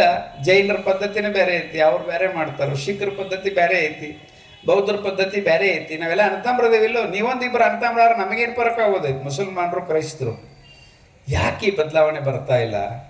ನೀವು ನಮಾಜ್ ಮಾಡಿರಿ, ಪ್ರೇಯರ್ ಮಾಡಿರಿ, ಪ್ರಾರ್ಥನೆ ಮಾಡಿರಿ, ಅಜಾನ್ ಮಾಡಿರಿ, ನಮ್ದೇನು ತೊಂದರೆ ಇಲ್ಲ. ದೇಶ ಅಂತ ಬಂದಾಗ ಭಾರತ್ ಮಾತಾ ಕಿ ಜೈ, ಒಂದೇ ಮಾತರಂ ಹೇಳಬೇಕು. ಮರ್ಯಾದಾ ಪುರುಷೋತ್ತಮ ಜೈ ಶ್ರೀರಾಮ್, ಜೈ ಶ್ರೀರಾಮ್ ಅಂದ್ರೆ ನಿಮ್ಮದೇನು ತೊಂದರೆ ಆಗಂಗಿಲ್ಲ, ನಾಲಿಗೆ ಕತ್ತರಿಸಂಗಿಲ್ಲ. 10ರೊಳಗೆ 11 ಗತೆ ಬದುಕಬೇಕು. ಬದುಕುವಂಥ ಸ್ಥಿತಿ ನಿರ್ಮಾಣ ಆಗಬೇಕಾದ್ರೆ ಹಿಂದೂ ಸಮಾಜ ಜಾಗೃತಿ ಆಗಬೇಕು. ಎಲ್ಲಿ ಹಿಂದೂ ಸಮಾಜ ಜಾಗೃತಿ ಐತದೆ, ಯಾವ ರೋಗಗಳು ಇರಂಗಿಲ್ಲ. ಎಲ್ಲಿ ಹಿಂದೂ ಸಮಾಜ ದುರ್ಬಲ ಐತೋ ಅಲ್ಲಿ ಎಲ್ಲ ರೋಗಗಳು ನಮ್ಮನ್ನು ಮೈತಿರ್ತಾವೆ. ಲವ್ ಜಿಹಾದ್ ಹೆಸರ ಮೇಲೆ ಇಡೀ ಹೆಣ್ಣು ಮಕ್ಕಳ ಅಪಹರಣ, ಅತ್ಯಾಚಾರ ನಡೆದೈತಿ. ಹಳ್ಳಿ ಒಳಗೂ ಸಹಿತ ಲವ್ ಜಿಹಾದ್ ಕೃತ್ಯ ನಡೆದ ಇದೆ. ಅದನ್ನು ಗಟ್ಟಿ ಮಾಡಬೇಕಂದ್ರೆ ನಾವು ಅವ್ರನ್ನ ಸರಿ ಮಾಡೋದಲ್ಲ, ನಮ್ಮ ಮಕ್ಕಳನ್ನು ನಾವು ಸಂಸ್ಕಾರಯುಕ್ತವಾಗಿ ಬೆಳೆಸ್ಬೇಕು. ನಮ್ಮ ಮಕ್ಕಳಿಗೆ ಮೊಬೈಲ್ ಕೊಡ್ತೀವಿ, ಆ ಮೊಬೈಲ್ ಅವಶ್ಯಕತೆ ಇದೆಯಾ ಅಂತ ಯೋಚನೆ ಮಾಡಿ ಕೊಡ್ಬೇಕು. ಕೊಡೋದು ತಪ್ಪಲ್ಲ. ಕೊಟ್ಟ ಮ್ಯಾಗ ಆಕಿ ಮೊಬೈಲ್ ಸರಳ ಮನೆಯೊಳಗೆ ತಂದಿಟ್ಟು ಊಟ ಮಾಡ್ತಾಳ, ಅದನ್ನು ನೋಡ್ಬೇಕು. ಇಡ್ತಾಳು, ಲಾಕ್ ಮಾಡಿ ಇಡ್ತಾಳು, ಟಾಯ್ಕ್ ಅಂದ ಕೂಡಲಿ ಎದ್ದು ಹೋಗಿ ನೋಡ್ತಾಳು. ಇದನ್ನೆಲ್ಲ ಅಬ್ಸರ್ವ್ ಮಾಡ್ಬೇಕು. ಯಾಕಂದ್ರೆ ಇದನ್ನೆಲ್ಲ ಮಾಡೇ ತಂದೆ ತಾಯಿ ಆಗಿರ್ತೀವಿ ನಾವು. ನಮ್ಮ ಮಕ್ಕಳು ಫೋನ್ಯಾಗ ಮಾತಾಡ್ತಿರ್ತಾವೆ. ತಾಯಿ ಅಂದ್ರೆ ಏನು ಮಾಡ್ತಾರೋ, ಸೀರಿಯಲ್ ನೋಡಕತ್ತೀನಿ ಮ್ಯಾಳಿಮ್ಯಾಗ ಹೋಗಿ ಮಾತಾಡತ್ತೆ ಹೇಳ್ತಾವೆ. ಮ್ಯಾಳಿಗೆ ಹೋಗಿ ಅವನು ರಾಮನ ಕೂಡ ಮಾತಾಡ್ತಾವೆ, ರಹೀಮನ ಕೂಡ ಮಾತಾಡ್ತಾವೆ. ಖಬರ ತಂದೆ ತಾಯಿಗೆ ಇರಂಗಿಲ್ಲ. ಅದ್ರ ಪರಿಣಾಮದಿಂದ ಓಡಿ ಹೋದ್ಮ್ಯಾಗ ಬಾಯಿ ಹೊಡ್ಕೋತ ಪೊಲೀಸ್ ಸ್ಟೇಷನ್ಗೆ ಹೋಗ್ತೀವಿ. ಪೊಲೀಸರು ನಿಮಗೆ ಯಾಕೆ ಇಂಥ ಮಕ್ಕಳು ಹುಟ್ಟಿದ್ವು ಅಂತ ಅವ್ರು ಕೇಳ್ತಾರೆ. ಏನೂ ಹೇಳೋಕ್ಕಾಗಲ್ಲ, ತಲೆ ತಗ್ಗಿಸ್ಕೊಂಡು ಮನೆಗೆ ಬರ್ತೀವಿ. ಅದಕ್ಕೆ ತಾಯಿ ಅನ್ನೋದಕ್ಕೆ ಗಟ್ಟಿದ್ಲಂದ್ರೆ ಮನೆಯೊಳಗೆ ಯಾವ ಹೆಣ್ಣು ಮಕ್ಕಳು ಹಾಳಾಗಕ್ಕೆ ಸಾಧ್ಯನೇ ಇಲ್ಲ. ತಾಯಿ ತಂದೆ ಪ್ರೀತಿ ಆಗಿ ಸರಿಯಾದ ಪ್ರೀತಿ ಕೊಟ್ಟಿದ್ದೇವೆ ಅಂದ್ರೆ ಅಂಥ ಲವ್ ಜಿಹಾದಿಗಳನ್ನ ಎಡಗಾಲೆ ಒದಿಯುವಂಥ ಸಾಮರ್ಥ್ಯ ನಮ್ಮ ಪ್ರೀತಿ ಒಳಗೆ. ನಮಗೆ ಪುರುಷತ್ತಿರಂಗಿಲ್ಲ. ತಂದೆಗೆ ಊರು ಉಸಾಬರಿ ಮಾಡೋಕ್ಕೆ ಪುರುಷತ್ತಿರಂಗಿಲ್ಲ, ತಾಯಿಗೆ ಸೀರಿಯಲ್ ಬಿಟ್ಟು ಬೇರೆ ಕೆಲಸ ಮಾಡೋಕ್ಕೆ ಪುರುಷತ್ತಿರಂಗಿಲ್ಲ. ಅದರ ಪರಿಣಾಮದಿಂದ ಮಕ್ಕಳು ಹಾಳಾಕತ್ತಾವೆ. ಈ ದೇಶದೊಳಗೆ ಒಂದು 3.5 ಲಕ್ಷ ಹಿಂದೂ ಹೆಣ್ಣು ಮಕ್ಕಳು ಲವ್ ಜಿಹಾದ್ ಸುಳಿ ಒಳಗೆ ಸುಳಿಕ್ಯಾವ. ಪೊಲೀಸ್ ಸ್ಟೇಷನ್ದೊಳಗೆ ತಂದೆ ತಾಯಿ ಎದಿ ಒದ್ದಕ್ಕೇರಿ ನಂಗೆ ಅವ ಬೇಕು, ಆ ಮೊಮ್ಮದನ ಚಲೋ ಅದಾನ ಅಂತ ಹೋಗುವಂಥ ಸ್ಥಿತಿ ನಿರ್ಮಾಣ ಆಗೈತಿ. ಇದೆಲ್ಲ ಬದಲಾಗಬೇಕಾದ್ರೆ ಸೊಳ್ಳೆ ಓಡಿಸ್ಬೇಕಂದ್ರೆ ಬ್ಯಾಟ್ ತೊಗೊಂಡು ನಿಂದ್ರಂಗಿಲ್ಲ. ಸೊಳ್ಳೆ ಓಡಿಸ್ಬೇಕಂದ್ರೆ ಮನೆಯೊಳಗೆ ಸುಗಂಧ ಇರಬೇಕು. ಸುಗಂಧ ಅಂದ್ರೆ ಪರಿಮಳ ಅಂದ್ರೆ ಪ್ರೀತಿ. ಇದಿತ್ತಂದ್ರೆ ಸೊಳ್ಳೆಗಳು ನಮ್ಮ ಮನೆ ಸೆನೆಗೆ ಬರೋದಿಲ್ಲ. ನಾವು ಕುಟುಂಬಗಳು ವೀಕ್ ಆದ್ರ ಪರಿಣಾಮ ಮಕ್ಕಳು ವೀಕ್ ಆಗತ್ತವೆ. ಕುಟುಂಬ ವೀಕ್ ಆದ ಪರಿಣಾಮ ಯುವಕರು 6 ಪ್ಯಾಕ್ ಯುವಕರ ಅವಶ್ಯಕತೆ ಐತಿ. ಇವತ್ತು ನರಪೇತ ನಾರಾಯಣ ಅವಳು 10 ವರ್ಷಕ್ಕೆ ಗುಟ್ಕಾತಿರ್ತಾವೆ, 20 ವರ್ಷಕ್ಕೆ ಸಿಗರೇಟ್ ಸೇರ್ತಾವೆ, 30 ವರ್ಷಕ್ಕೆ ಸೆರೆ ಕುಡಿತಾವೆ, 40 ವರ್ಷಕ್ಕೆ ಮದುವೆ ಹಾಕಾವ. ಅವಾಗ ಚಲೋ ಸಂತತಿ ಕೊಡಪ್ಪ, ದೇಶಕ್ಕೆ ಒಂದು 3 ಅವ್ರಿಗೆ ಎಲ್ಲಿ ಕೊಡೋಕ್ಕೆ ಸಾಧ್ಯ? ಅದಕ್ಕೆ 6 ಪ್ಯಾಕ್ ಯುವಕರು ಇರಬೇಕು. ಅದಕ್ಕೆ ಮಕ್ಕಳಿಗೆ ನಾವು ಆರೋಗ್ಯವಂತ ಮಕ್ಕಳನ್ನ ಕೊಡಬೇಕು. ದೇಶಕ್ಕೆ ಶಾಪ್ ಆಗುವಂಥ ಮಕ್ಕಳನ್ನ ಕೊಡಬಾರ್ದು. ಕನಿಷ್ಠ ಮಿನಿಮಮ್ 3 ಮಕ್ಕಳನ್ನ ಹಡಿಲೇಬೇಕು. ಬೇಕಾದ್ರೆ ಒಂದು ಈಗ ಹೆಂಗೆ ಬಯೋಡೇಟಾ ಯಾದಿ ಬರಿತೀವಲ್ಲ ಮದುವೆ ಒಳಗೆ, ಆ ಹುಡುಗಿನ ಕರೆದು ಕೇಳ್ಬೇಕು, 3 ಮಕ್ಕಳು ಹೆಂಗಿದ್ರೆ ಮಾಡ್ಕೋತೇವ, ಇಲ್ಲ ಬ್ಯಾಡ, ಏನು ವರದಕ್ಷಿಣೆ ಕೊಡಬೇಡ, ಏನು ಕೊಡಬೇಡ ಅಂತ ಸ್ಥಿತಿ ನಿರ್ಮಾಣ ಆಗ್ಬೇಕು. ಯಾಕಂದ್ರೆ ಪರಿಸ್ಥಿತಿ ಹೆಂಗೆ ಬಂದೈತಿ ಈಗ ನೋಡ್ರಿ ನೀವು. 10 ಮಂದಿ 10-20 ಮನೆ ಇರ್ತಾವೆ. ಯಾವ್ದಾರು ಒಂದು ಮರ ಹೊಟ್ರೆ ಕಲ್ಲು ಹೋಗಿರ್ತಾರೆ. ಕಲ್ಲು ಹೋಗಿದ್ರೆ ನೀವೇ ಯಾಕೆ ಇಲ್ಲಿ ಆಯ್ಬೇಕು, ಒಂದಿಟ್ಟು ಸಮಾಧಾನ ಮಾಡಬೇಕು, ಒಂದಿಟ್ಟು ಬಂದ ಮಾಡಬೇಕಪ್ಪ ಅಂತ ನಮಗೆ ಬುದ್ಧಿ ಹೇಳ್ತಾರೆ. ಅದ ಒಂದು 10,000 ಮಂದಿ ಬರೀ ಮಾಡೋಣ ಭಜನೆ ಮಾಡ್ಕೊತ ಹೂ ಹಾರಿಸ್ತಾರೆ. ಕಿಸ್ಕಾ ಲಾಟಿ ಉಸ್ಕಾ ಭೈಸ್. ಎಷ್ಟೋ RSS ಸಂಚಲನ ಮೇಲೆ ಹೂ ಹಾರಿಸ್ತಾರಲ್ಲ ಮಸೀದಿ ಮುಂದೆ ನಿಂತ. ನಾವೇನು ಬಡಿಯಾಕೆ ಹೋಗಿರ್ತೀವ, ನಮ್ಮ ಶಕ್ತಿ ನಾವು ಹೋಗಿರ್ತೀವಿ. ಎರಿಬಿಗತ್ತೆ ನಾವು ಸಾಲಾಗಿ ಹೋಗಿರ್ತೀವಿ. ಆ ಕಾಡಿ ಸಹಿತ ನೋಡಂಗಿಲ್ಲ. ತಾವ ಬಂದು ಹೂ ಹಾರಿಸ್ತಾರೆ. ಈಗ ಎಲ್ಲಿ ಶಕ್ತಿ ಇರ್ತೈತೆ ಅಲ್ಲಿ ನೆಮ್ಮದಿ ಇರ್ತೈತೆ. ಕುಸ್ತಿ ಪೈಲ್ವಾನ್ ಹೊಂಟನಂದ್ರೆ ಹಳ್ಳಿ ಒಳಗೆ ನಮಸ್ಕಾರ ರೀ ಗೌಡ್ರ ಅಂತಾರೆ. ಅದೇ ನರಪೇತ ಅಳಿಗಾಡ್ಕೊತ ಹೊಂಟಿತ್ತಂದ್ರೆ ಸಣ್ಣ ಹುಡುಗರು ಕಲ್ಲು ಹೋಗೋದು ಚಾಷ್ಟೆ ಮಾಡ್ತಾವ. ಅದಕ್ಕೆ ಶಕ್ತಿ ಎಲ್ಲಿ ಇರ್ತೈತೋ ಅಲ್ಲಿ ಭಕ್ತಿ ಇರೋದಕ್ಕೆ ಸಾಧ್ಯ. ಅದಕ್ಕೆ ನಾವು ಶಕ್ತಿವಂತರಾಗಬೇಕು. ನಮ್ಮ ಸಮಾಜ ಶಕ್ತಿವಂತ ಆಗಬೇಕು. ಸಮಾವೇಶ ಇರೋದು ಮುಸಲ್ಮಾನರನ್ನ ಕ್ರಿಶ್ಚಿಯನ್ರನ್ನ ಬೈಯಾಕಲ್ಲ. ಇಂದಿಲ್ಲ ನಾಳೆ ಅವರು ನಮ್ಮವರ 4 ಥರ ಹಿಂದೂಗಳದಾರ ಜಗತ್ತಿನವರು. ಒಬ್ಬರು ಗರ್ವಶೆ ಕಹೋ ಹಮ್ ಹಿಂದೂ ಅಂತ ಹೇಳ್ತಾರೆ, ಸ್ವಾಭಿಮಾನದಿಂದ ಹೇಳು ನಾ ಹಿಂದೂ ಅಂತ ಹೇಳ್ತಾರೆ. ಇನ್ನೊಬ್ರು ಹೇಳ್ತಾರೋ ಮನೆಗೆ ಬರ್ತಾರೆ, ನಾವೆಲ್ಲ ಹಿಂದೂಗಳಿದ್ದೀವಿ, ಅದರ ಮನ್ಯಾಗ ಇರೋಣ ಅಂತ ಹೆಂಡತಿ ಮುಂದೆ ಹೇಳ್ತಾರೆ. ಅವ್ರು ಹಿಂದೂ ಅಂತ ಗೊತ್ತೈತೆ ಅವರಿಗೆ, ಹೊರಗೆ ಹೇಳಂಗಿಲ್ಲ. ಸ್ವಾಭಿಮಾನದಿಂದ ನಾ ಹಿಂದೂ ಅಂತ ಹೇಳಂಗಿಲ್ಲ. ಅದೊಂದು 2ನೇ ಕ್ಯಾಟಗರಿ. ಇನ್ನು 3ನೇ ಕ್ಯಾಟಗರಿ ಐತಿ, ಯಾರು ಕೇಳಿದ್ರೆ ನಾವು ಹಿಂದೂ ಗೊತ್ತು ಹೇಳೋಣ, ನಾವಾಗ ಯಾಕೆ ಹೇಳೋಣ ಅಂತೇಳಿ ಸುಮ್ಮಕೊಂಡ್ರು ಅವ್ರದಾರ. ಇನ್ನು 4ನೇ ಹಿಂದೂಗಳು ಅನ್ನೋದ ಮರೆತು ಬಿಟ್ಟವ್ರ ಇವತ್ತಿನ ಮುಸಲ್ಮಾನರು ಕ್ರಿಶ್ಚಿಯನ್ರು. ಅವರಿಗೆ ನೆನಪು ಮಾಡಿಕೊಡುವಂಥ ಜವಾಬ್ದಾರಿ ನಮ್ಮದು. ಈಗ ಅದ್ರಾಗ ಒಂದು 30%, ಮುಸಲ್ಮಾನರು 20%ನೊಳಗೆ 30% ಅಂದ್ರೆ 3% ಮುಸಲ್ಮಾನರು ಭಾರತ ಮಾತಕ್ಕೆ ಜೈ ಹೇಳ್ತಾರೆ. ಅಬ್ದುಲ್ ಕಲಾಂ ಅಂತವರು, APJ ಅಬ್ದುಲ್ ಕಲಾಂ ಅಂತವರು ಬರಾಕತ್ತಾರ. ಅದು ಇನ್ನೊಂದು 50%ಕ್ಕೆ ಬರಬೇಕು. ಬಂತಂದ್ರೆ ಅವ್ರನ್ನ ಮುಗಿಸ್ತಾರೆ, ಅವ್ರನ್ನ ಸರಿ ದಾರಿಗೆ ತಂದೆ ತರ್ತಾರೆ. ಯಾಕಂದ್ರೆ ಅವ್ರನ್ನ ಹೊರಗೆ ಹಾಕೋದಂತೂ ಆಗಂಗಿಲ್ಲ. ಯಾಕಂದ್ರೆ ನಮ್ಮ ಪೂರ್ವಜರ ಮಕ್ಕಳವ್ರು. ನಮ್ಮ ಹಿರಿಯರು ತಪ್ಪು ಮಾಡಲಿಕ್ಕೆ ಇವ್ರು ಹುಟ್ಟುತ್ತಿದ್ದಿಲ್ಲ. ನಮ್ಮ ಹಿರಿಯರು ತಪ್ಪಾಗಿ ಯಾರು ಮತಾಂತರ ಮಾಡಿಕೊಂಡು ಆ ತಪ್ಪಿಗೆ ಇವತ್ತಿನ ನಿರ್ದಿಷ್ಟ ಗೊಂದಲಾಗೈತೆ. ಆ ತಪ್ಪು ಸರಿ ಮಾಡೋಕೆ ಟೈಮ್ ತಗೋತೈತೆ ಅಂದ್ರೆ ಒಬ್ಬರು ಮಾಡೋ ಕೆಲಸ ಅಲ್ಲ, ಇಡೀ ಸಮಾಜ ಮಾಡೋ ಕೆಲಸ. ಇವತ್ತು ಇಡೀ ಸಮಾಜ ಒಂದಾಕಿರಿಂದ ಒಬ್ಬ ಸನ್ಯಾಸಿನ ಅಧಿಕಾರದೊಳಗೆ ಕುಣಿಸ್ತು. ಪಕ್ಷದ ಬಗ್ಗೆ ಹೇಳಕತ್ತಿಲ್ಲ. ಒಬ್ಬ ಸನ್ಯಾಸಿನ ಅಧಿಕಾರದಾಗ ಕುಣಿಸಿದ್ರೆ ಎಲ್ಲರಿಗೂ ಸಮಾನ ಮಾಡಿದ, ಸರಿ ಮಾಡಿದ. ಅದಕ್ಕೆ ಉದಾಹರಣೆ ಯಾವುದಿಲ್ಲ. ಉದಾಹರಣೆ ಯು ಪಿ ಎಷ್ಟೈತೆ ಗೊತ್ತೈತೆ, ಪಾಕಿಸ್ತಾನಕ್ಕಿಂತ ದೊಡ್ಡದೈತಿ. ಪಾಕಿಸ್ತಾನದವ್ರ ಪಂಚವಾರ್ಷಿಕ ಯೋಜನೆ ಬರೀ ಯು ಪಿ ಕೃಷಿ ಆದಾಯದೊಳಗೆ ಬರ್ತೈತಿ. ಅಷ್ಟು ದೊಡ್ಡ ಯು ಪಿಯನ್ನು ಕಂಟ್ರೋಲ್ ಮಾಡಿದ. 40% ಮರೆತಿರುವಂಥ ಹಿಂದೂಗಳಿದ್ರು ಸಹಿತ ಕಂಟ್ರೋಲ್ ಮಾಡಿಕೆ ಒಂದು ದಾರಿಗೆ ತೊಗೊಂಬಂದು. ಯಾಕಂದ್ರೆ ಬರುವಂಥ ಕಾಲಮಾನದ ಒಳ್ಳೆ ವ್ಯಕ್ತಿಗಳದಾರ ಸಮಾಜದೊಳಗೆ. ಯಾಕಂದ್ರೆ ಸಾಧು ಸತ್ಪುರುಷರು, ಮಠಾಧೀಶರು, ಸಂತರು, ಪಂತರು ಇವರೆಲ್ಲರೂ ತಪಸ್ಸು ಮಾಡಿದ ಪರಿಣಾಮದಿಂದ ಒಳ್ಳೆ ವ್ಯಕ್ತಿಯೊಳಗೆ ನಮ್ಮ ದೇಶದೊಳಗೆ ಏನು ಕಡಿಮೆ ಇಲ್ಲ. ಆದರೆ ವ್ಯಕ್ತಿಗಳು ಬೆಳಕಿಗೆ ಬರ್ಬೇಕಾದ್ರೆ ಟೈಮ್ ತಗೋತೈತಿ. ಟೈಮ್ ತೊಗೊಂಡು ಸರಿ ಆಕೈತೆ. ಯಾಕಂದ್ರೆ ಅಂತಿಮವಾಗಿ ಎಲ್ಲವರು ಇದು ನಮ್ಮ ತಲೆಯೊಳಗಿರಲಿ, ನಾವಾಗ ಎಲ್ಲವರು 700 ವರ್ಷ ಮುಸಲ್ಮಾನರು ಈ ದೇಶ ಆಳಿದ್ರು. ಒಂದು ಗೋಳ ಗುಮ್ಮಟ, ಒಂದು ತಾಜ್ ಮಹಲ್ ಬಿಟ್ಟರೆ ಬೇರೆದು ಒಂದು ಮಹಲ್ ಕಟ್ಟಕ್ಕಾಗಿಲ್ಲ ಅವ್ರಿಗೆ, ಒಂದು ಅರಮನೆ ಕಟ್ಟಕ್ಕಾಗಿಲ್ಲ 700 ವರ್ಷನೊಳಗೆ. ಬರೀ ಅವಾಗ ಸುಣ್ಣ ಹಚ್ಚಕ್ಕಾಗಿಲ್ಲ ಅವ್ರಿಗೆ. ನಮ್ಮ ಅರಮನೆಗಳಿಗೆ ರಾಜಸ್ಥಾನಕ್ಕೆ ಅದು ಹೋಗ್ರಿ ನಾವು. ಏನು ಮಾಡಿದ್ರು? ಏನೂ ಮಾಡಲಿಲ್ಲ. ಬರೀ ಒಳಾರ ಒಂದಷ್ಟು ಗುಡಿಗೋಳು ಚಂಡಿ ಚೂಟಿದ್ರು, ಒಂದಿಷ್ಟು ಹಿಂದೂಗಳು ಊರಲ್ಲಿ ಹಾಕಿದ್ರು, ಒಂದಿಷ್ಟು ಹಿಂದೂಗಳನ್ನ ಕೊಲೆ ಮಾಡಿದ್ರು. ಅವು ಹಿಂದೂಗಳು ಒಂದು ಕೊಲೆ ಮಾಡ್ರೆ 10 ಹುಟ್ಟುತ್ತಾವೆ. ಯಾಕಂದ್ರೆ ಪುನರ್ಜನ್ಮದೊಳಗೆ ನಂಬಿಕೆ ಇರೋರು ನಾವು. ಮುಸಲ್ಮಾನರು ಒಂದು ಸತ್ತರಿಲ್ಲ ಕಬ್ರಸ್ತಾನಕ್ಕೆ ಹಾಕಿಬಿಟ್ರೆ ಮುಂದೆ ಎಂದೋ ಪ್ರಳಯ ಆಕೈತೆ, ಅವಾಗ ಏನೋ ಹುಟ್ಟುತ್ತಾರತ್ತ ಅವ್ರ ನಂಬಿಕೆ. ಕ್ರೈಸ್ತರು ಒಂದ್ಸರಿ ಪಡಿ ಒಳಗೆ ಇಟ್ಟು ಡಬ್ಬಿ ಒಳಗೆ ಹಾಕಿ ಮಳೆ ಬಿಡೋದಂದ್ರೆ ಮುಗಿದು ಹೋತು, ಹಾಳಿ ಹುಟ್ಟೋದಿಲ್ಲ. ಇಲ್ಲಿ ಹಂಗಿಲ್ಲ. ಮುತ್ಯ ಸತ್ತು ಗಾಡಿ ಕೂತಿದ್ನಂದ್ರೆ ಮೊಮ್ಮಗಳು ಹಡದ್ಲಂದ್ರೆ ಯಮನಪ್ಪ ಹುಟ್ಟಿ ಬಂದ ಆತೀವಿ, ಮಣ್ಣು ಕೊಡೋಕ್ಕಿಂತ ಮೊದಲು ಅದಕ್ಕೆ ಹೆಸರಿಡ್ತೀವಿ ನಾವು. ಅಂದ್ರೆ ಪುನರ್ಜನ್ಮದೊಳಗೆ ನಂಬಿಕೆ ಇರೋರು ನಾವು. ನಮ್ಮನೇನು ಕೊಲ್ಲಕ್ಕೆ ಸಾಧ್ಯ ಐತಿ? 2000 ವರ್ಷದೊಳಗೆ ನಮ್ಮನ್ನ ಎಷ್ಟು ಕೊಂದಾರ ಗೊತ್ತಾನ? 50 ಕೋಟಿ ಕೊಂದಾರ ನಮ್ಮನ್ನ. ಸುದೈವಶಾತ್ 140 ಕೋಟಿ ಇದೆ ನಾವು ಭಾರತದೊಳಗೆ. ಇನ್ನೂ ಜಗತ್ತು ನಮ್ಮನ್ನ ಏನು ಮಾಡೋಕ್ಕಾಗೋದಿಲ್ಲ. ಇದು ಆಂತರಿಕ ಸಮಸ್ಯೆಗಳನ್ನು ಸರಿ ಮಾಡಬೇಕಂದ್ರೆ ನಾವೆಲ್ಲ ಹಿಂದೂ, ನಾವೆಲ್ಲ ಬಂದು, ನಾವೆಲ್ಲ ಒಂದು ಅನ್ನೋಂಥ ಘೋಷಣೆ ಆಗಬೇಕು, ಅನ್ನುವಂಥ ವ್ಯಕ್ತಿತ್ವ ನಿರ್ಮಾಣ ಆಗಬೇಕು. ಆ ಕೆಲಸವನ್ನು ಸಂಘ ಮಾಡಿದೆ. ಸಂಘದ ಕಾರ್ಯಕರ್ತರು ಎಲ್ಲ ಕ್ಷೇತ್ರದೊಳಗೆ ಕೆಲಸ ಮಾಡಾಕತ್ತಾರೋ. ದೇಶಕ್ಕಾಗಿ, ಧರ್ಮಕ್ಕಾಗಿ ಬಲಿದಾನ ಮಾಡುವಂಥ ಆ ಪ್ರಸಂಗ ಬಂದರೆ ಪ್ರಾಣಾರ್ಪಣೆ ಮಾಡುವಂಥ ಒಂದು ದೊಡ್ಡ ಪಂಟ್ರಾಯಿಲೆಯನ್ನು ಡಾಕ್ಟರ್ ಹೆಡ್ಗೇವಾರ್ ತಯಾರು ಮಾಡಿದರು. ಅದರ ಪರಿಣಾಮದಿಂದ ಇವತ್ತು ಸ್ವಾಭಿಮಾನದಿಂದ ಜಗತ್ತಿನಾದ್ಯಂತ ಭಾರತ ಮಾತಾ ಕಿ ಜೈ, ಜಗದ್ಗುರು ಭಾರತ ಅನ್ನುವಂಥ ಸ್ಥಿತಿ ನಿರ್ಮಾಣ ಆಗಿದೆ. ಅದಕ್ಕೆ ಮೂಲ ಕಾರಣ 100 ವರ್ಷದಿಂದಿರುವಾಗಂಥ ರಾಷ್ಟ್ರೀಯ ಸ್ವಯಂ ಸೇವಕ ಸಂಘದ ತಪಸ್ಸಿನ ಪರಿಣಾಮ. ಅದಕ್ಕೋಸ್ಕರ ಸಂಘದ ಕಾರ್ಯಕರ್ತರಿಗೆ ಸಂಘದ ಬಗ್ಗೆ ಗೊತ್ತಿತ್ತು, ಸಮಾಜಕ್ಕೂ ಸಂಘದ ಬಗ್ಗೆ ಗೊತ್ತಾಗಬೇಕು, ಸಮಾಜಕ್ಕೂ ಸಂಘದ ಉದ್ದೇಶ ತಿಳಿಬೇಕು. ಸಂಘ ಯಾವುದೇ ಸಂಘಟನೆ ವಿರುದ್ಧ ಹುಟ್ಟಿದಂಥ ಸಂಘಟನೆ ಅಲ್ಲ, ಯಾವುದೇ ಸಮಾಜ ಅಥವಾ ಯಾವುದೇ ಮತದ ವಿರುದ್ಧ ಹುಟ್ಟಿದಂಥ ಸಂಘಟನೆ ಅಲ್ಲ. ಸಂಘ ಹುಟ್ಟಿದ್ದು ದೇಶಭಕ್ತ ವ್ಯಕ್ತಿ ನಿರ್ಮಾಣ ಮಾಡೋದು ಮಾತ್ರ. ಸಂಘ ಕುಚ್ ನೈ ಕರ್ತಾ, ಸಂಘ ಕಾ ಸ್ವಯಂ ಸೇವಕ್ ಸಬ್ ಕುಚ್ ಕರ ಸಕ್ತಾ ಹೈ. ಸಂಘ ಏನು ಮಾಡೋದಿಲ್ಲ, ಬರೇ ಒಳ್ಳೆ ವ್ಯಕ್ತಿಗಳನ್ನ ತಯಾರು ಮಾಡೋದು ಮಾತ್ರ ಅದರ ಕೆಲಸ. ಆ ಒಳ್ಳೆ ವ್ಯಕ್ತಿ ಎಲ್ಲಿ ಹೋಗ್ಕೊಳ್ಳೋದು ಎಲ್ಲ ಒಳ್ಳೆ ಕೆಲಸನ ಮಾಡ್ತಾನ. ಯಾಕಂದ್ರೆ ಬೀಜದಂತೆ ಬೆಳೆ ಅಂತ ಹೇಳ್ತಾರೆ. ಬಿತ್ತುವಾಗ ಬೀಜವನ್ನು ಚಲೋ ಸಂಸ್ಕಾರ ಮಾಡಿ ಬೆಳೆದ್ರೆ ಆರೋಗ್ಯವಂತ ಬೆಳೆ ಬರ್ತದೆ. ಹಂಗೆ ಒಳ್ಳೆ ವ್ಯಕ್ತಿಗಳ ನಿರ್ಮಾಣ ಮಾಡ್ತಾನೆ. ಆ ವ್ಯಕ್ತಿ ಒಳಗೆ ರಾಜಕೀಯ ಒಳಗೆ ಹೋಗ್ಯಾರು, ಆ ವ್ಯಕ್ತಿಗಳು ವಿದ್ಯಾರ್ಥಿ ಪರಿಷತ್ನೊಳಗೆ ಕೆಲಸ ಮಾಡಾಕತ್ತಾರೋ, ಆ ವ್ಯಕ್ತಿಗಳು ವನವಾಸಿ ಕಲ್ಯಾಣದೊಳಗೆ ಮಾಡಾಕತ್ತಾರೋ, ಆ ವ್ಯಕ್ತಿಗಳು ಸೇವಾ ಭಾರತಿ ಒಳಗೆ ಮಾಡಾಕತ್ತಾರೋ, ಆ ವ್ಯಕ್ತಿಗಳು ಬಜರಂಗದೊಳಗೆ ಮಾಡಾಕತ್ತಾರೋ, ವಿಶ್ವ ಹಿಂದೂ ಪರಿಷತ್ ಒಳಗೆ ಮಾಡಾಕತ್ತಾರೋ, ಆ ವ್ಯಕ್ತಿಗಳು ಸಾಕಷ್ಟು ಸೇವಾ ಕೇಂದ್ರಗಳು ಮಾಡ್ಯಾರೋ, ಆಸ್ಪತ್ರೆಗಳು ಮಾಡ್ಯಾರೋ, ಶಿಕ್ಷಣ ಸಂಸ್ಥೆಗಳು ಮಾಡ್ಯಾರೋ. ಅವರೆಲ್ಲ ದೇಶ ಧರ್ಮದ ಸಲುವಾಗಿ ಕೆಲಸ ಮಾಡಾಕತ್ತಾರ. ಅಂಥ ವ್ಯಕ್ತಿಗಳ 100 ವರ್ಷದೊಳಗೆ 30% ವ್ಯಕ್ತಿಗಳನ್ನ ನಿರ್ಮಾಣ ಮಾಡಿದೆ ಸಂಘ. ದೇಶದೊಳಗೆ 30% ಸಂಘದ ಶಾಖೆ ಹೋದಂಥ ವ್ಯಕ್ತಿಗಳದಾರ. 80% ರಾಜಕೀಯ ಕ್ಷೇತ್ರದೊಳಗೆ ಸಂಘದಪ್ಪ ಇದು ರಾಜಕೀಯ ಕ್ಷೇತ್ರ ಅಂತ ಗೊತ್ತಿರೋರು ಎಲ್ಲ ಮಣಿಗೆ ಸಂಘದ ಕೈಗಳು ಹೋಗ್ಯಾವ.